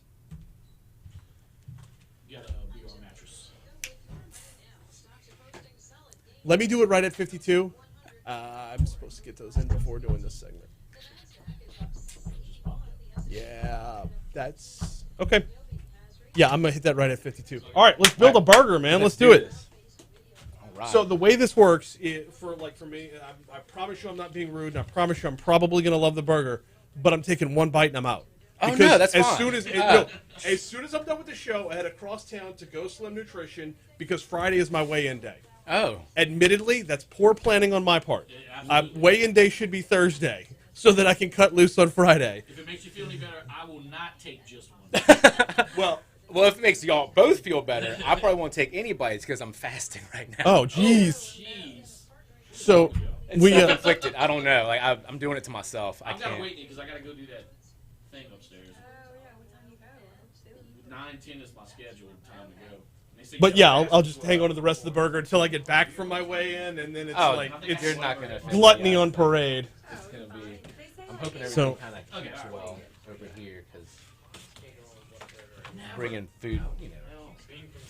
So what do we got? Yeah, we've got sauces in here. Okay. Oh, absolutely. I really did.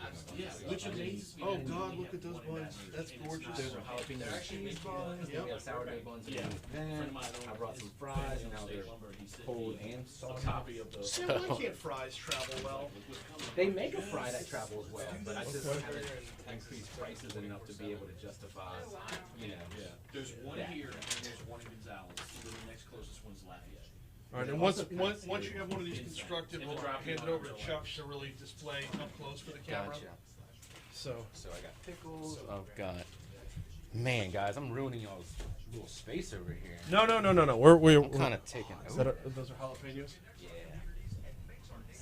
Not stealing. Soggy. No.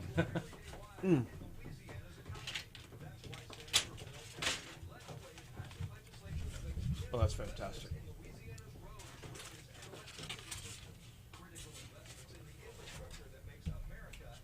I mean, that's like full-on construction here. I didn't know what to expect, so I'm loving it. No. This is the way to roll. Yeah. All right, sauces-wise, clearly that's the ranch. Clearly that's the barbecue. And then, what's this third one? Well, I had a cook probably about 8 years ago. He dubbed it fancy sauce, so we just call it fancy, but it's just mayo, mustard, and some seasonings. That's it. Okay. Simple. It kind of reminds me of like when I was younger and we would have like a ham sandwich from like the cafeteria or something, where they would just have that like yellow mayo. Yes. I was like, how do they make their mayo yellow, but it's so good? And I don't really like mustard, but I like when you mix them together. Okay. So I'll probably do. Hey Michelle, let's do it. How are you? Ready for breakfast? Do these 2 jalapeno ones over here. God, those are good. I'm gonna have to clean y'all stuff after this. I just have stuff everywhere. Split some stuff. No, we're all good, man. All good. Yeah, I saw an ad yesterday, and I saw that most outrageous things ever. It was like a s'more donut. Oh yeah, I saw that. It's like on How's everything on Interline? So I had to try. That's good. We're only on Interline 2 days a week. That's what Ricky said the last time I saw her. Yeah, we're sticking with that for now. I have a great live photo of you I think I'm going to use. Okay. Do my little food happy dance? Yeah, use it. Go for it. Well, I don't know how because it's a live photo. Like if you share, I don't know even You have the Boomerang app? Yeah, maybe. Oh. It is good though. Oh. It's a good. Yeah, I was in the neighborhood a couple. I don't even remember when it was now, but the parking lot was empty, and I'm like, well, guess this wasn't one of the days that they work in the office. Thursdays, that's when you'll catch us in there. It was a Wednesday. Yeah. I think it was. It was either a Tuesday or a Wednesday. I mean, of course, every now and again you'll randomly catch Jared's car there because he'll show up just to. Because try to keep him away. You know? Yeah. Right.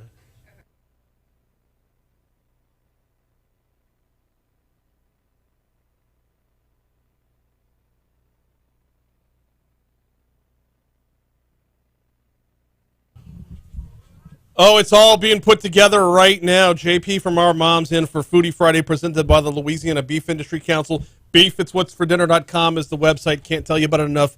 Visit the website, check out the recipes, a few of the nutritional tips as well. Hey, upload your own tips and hacks for what you do with beef. And JP, that's what I want to talk about right now. I don't want to stop you. Well, I kind of need to stop you. We got to talk about it a little bit as well. I'm going to let you get back to it in just a second. But let's talk about the beef for a minute, okay? Mm-hmm. Everybody has their own unique way of handling things. Y'all's methods, procedures when it comes to preparing a hamburger are go. We're pretty simple when it comes to it. This is just some chuck. It's 81-19. Might as well be 80-20. Sure. But we use a fine grind, Mm-hmm. and then we just season it right before we put it on the grill. So very simple. You know, at home I'll do it. You know, I'll add seasonings into it. You know, but we go through so many of them that it just makes more sense to season before we put it on. So that's how we do ours. So 80-20 mix, which tells me you're not going lean because the flavor's in the fat. Mm-hmm. I mean, that's a natural. That's a give and take. When I can see there's some juices at the bottom of that pan to be sure. I teach my cooks. I was like, if it looks dry, it is. So you have to make sure that you don't overcook it, or else you're going to cook all the fat out. Because when you take a bite, it's not really water that you're tasting that's moist. It's that rendered fat. Absolutely. Absolutely. Now, you mentioned seasoning right before you throw it on. How simple or exotic do you keep the seasonings? We just use a very simple blend. It's kind of very Tony's-ish. Okay. You know, so very Louisiana flavors, you know, some cayenne, some paprika, onion powder, garlic powder, salt, pepper, you know, normal stuff. And what are we preparing right now? See, you're setting up a couple of them with different sauces on them. So right now I brought just 2 of our buns. We have a bunch more, but this is a sourdough bun. We have a jalapeno and cheese bun. So I kind of have 2 sourdoughs, 2 jalapeno and cheese set up. One of them's going to be the original burger with our mayo mustard blend. We call it fancy sauce. I think I was telling you on the break about that. I like the idea of fancy sauce. A cook just made up the name and it's just stuck. Tell you what, hey Chuck, let's move me over to Mike too, so JP can get back to working on it. You can slide over and multitask here. How about that? Yeah, I'm used to multitasking. Right. So I brought some cheeses as well. So now the cheese is on this side, but all right. So the first one we have just lettuce and tomatoes, very simple. Okay. I'm gonna put some pepper jack cheese on it just because I like pepper jack cheese. Next one we'll do is a barbecue burger, and then I'll put the cheddar cheese on that. Cheddar on the Can you barbecue. hear me if I walk like Yes. that? Yeah. Okay. Still can. So for this one, we'll have our fried onion strings on top of that. All right. So now you'll find the fried onion strings on which burgers? The barbecue burger. Okay. So. Oh, look at that. Oh. That one's going to be the picture for the. Get them pics, B. Yeah, Get them. Got to get them for the gram. There we go. You're on Instagram, yeah. Of course I am. I was like, wait a minute, hold on. Yeah, you know how that Just works. because no one follows me doesn't mean I'm not there, Chuck. This is true. You exist. So this one you're setting up with the ranch. There's 2 of them over there you're setting up with the ranch. So I have a feeling. I have a feeling where we're going here. One's going to have fried pickles. Yep. And the other one, fried jalapenos. And that one would be mine. So we usually like to pickle. That's a generous portion of those pickles, dude. Seriously, like that's a man's handful of pickles on top of that burger. He just grabbed a handful of them. Was like, these are going on the burger. You can have that one, B. I'm going to make had my I brought own. more onion strings, I would have put more on top because when we do it, I always tell everybody I want like a half an appetizer on this burger. Well, so that's when it comes to fried pickles, that's that.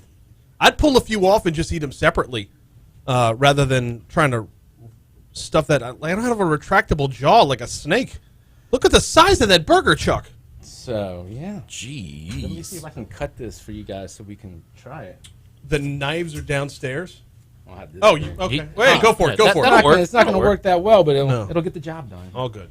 But I will have to smash it. That's fine. Look at this beauty. Oh, look like a professional over there cutting. It's like he's got a real knife and not a little plastic like just came from a picnic knife. Like he's done this I've cut before. a few burgers in my day. That is glorious right there. So that's the first one. You want me to cut these in fours or? No, we got 30 seconds left on the air. We're going to continue on YouTube afterwards. So before you get out of here, where can we find our moms? You can find us.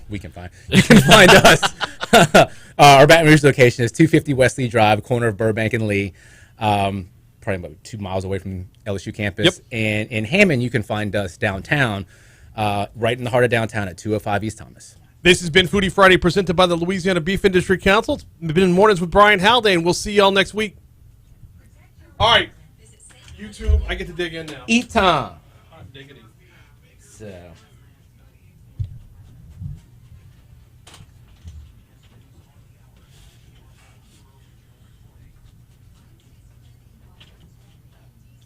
So I know I definitely shouldn't be doing a fry, but I want to try just Dude, have a fry. the fancy sauce. Fancy sauce. Fancy. I know. I hope that cook's listening. Wow, that's fantastic. So. What? Did you say that? What did you say? You're having lunch with me today, all right? I mean, after this segment, I know I'm going there sometime soon. So. All right. I am just going to grab this Take that. unapologetically grab it. That's it. Does anybody want? I don't know how to serve this to you guys. Y'all just. Well, we're going to transition everything out into the hallway so that everybody Okay. access to it once we're off of YouTube. But you will be. Yeah. Just like having a loaf of old bread at the beach. It's like just put it there. Go. It's like piranhas.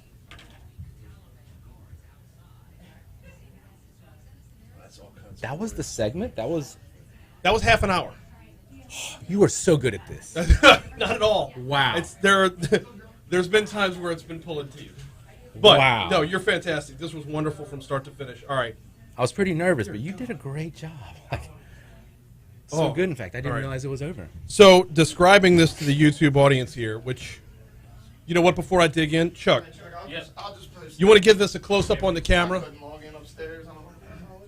you give us a second to go upstairs and do this thing real quick? Can I Give a close-up to the camera for the... I'll be back down in a minute. I gotta go do this. Hey, Taylor. What's up, man? Hey, man. If you're wondering, am I more awake? No. Not actually. Have you seen Kate by chance? I haven't even been downstairs. He might be here by now, but I haven't even been downstairs. Oh, God. I break my fast today at 6 p.m. I'm going crazy today. Well, you got the perfect place to do it. I usually try to do about 20, 21 hours. Wow. And I say usually, I just started again this week because I kind of, up until then, I've just been eating everything. I just can't stop. Well, It's just been stressful, So, I eat when I'm stressed out. So when I get home at 10, 11 p.m., I'm eating ice cream. I'm eating things I shouldn't be eating. Right. And then I eat a lot of it. Comfort food is always bad for you.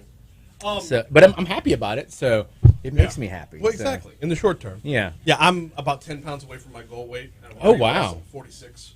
That's so, awesome. yeah, I'm narrowing in, so I'm trying to do my best, but this makes it difficult to say the least. It Okay, does. Let's unpack this burger from a flavor standpoint. Okay.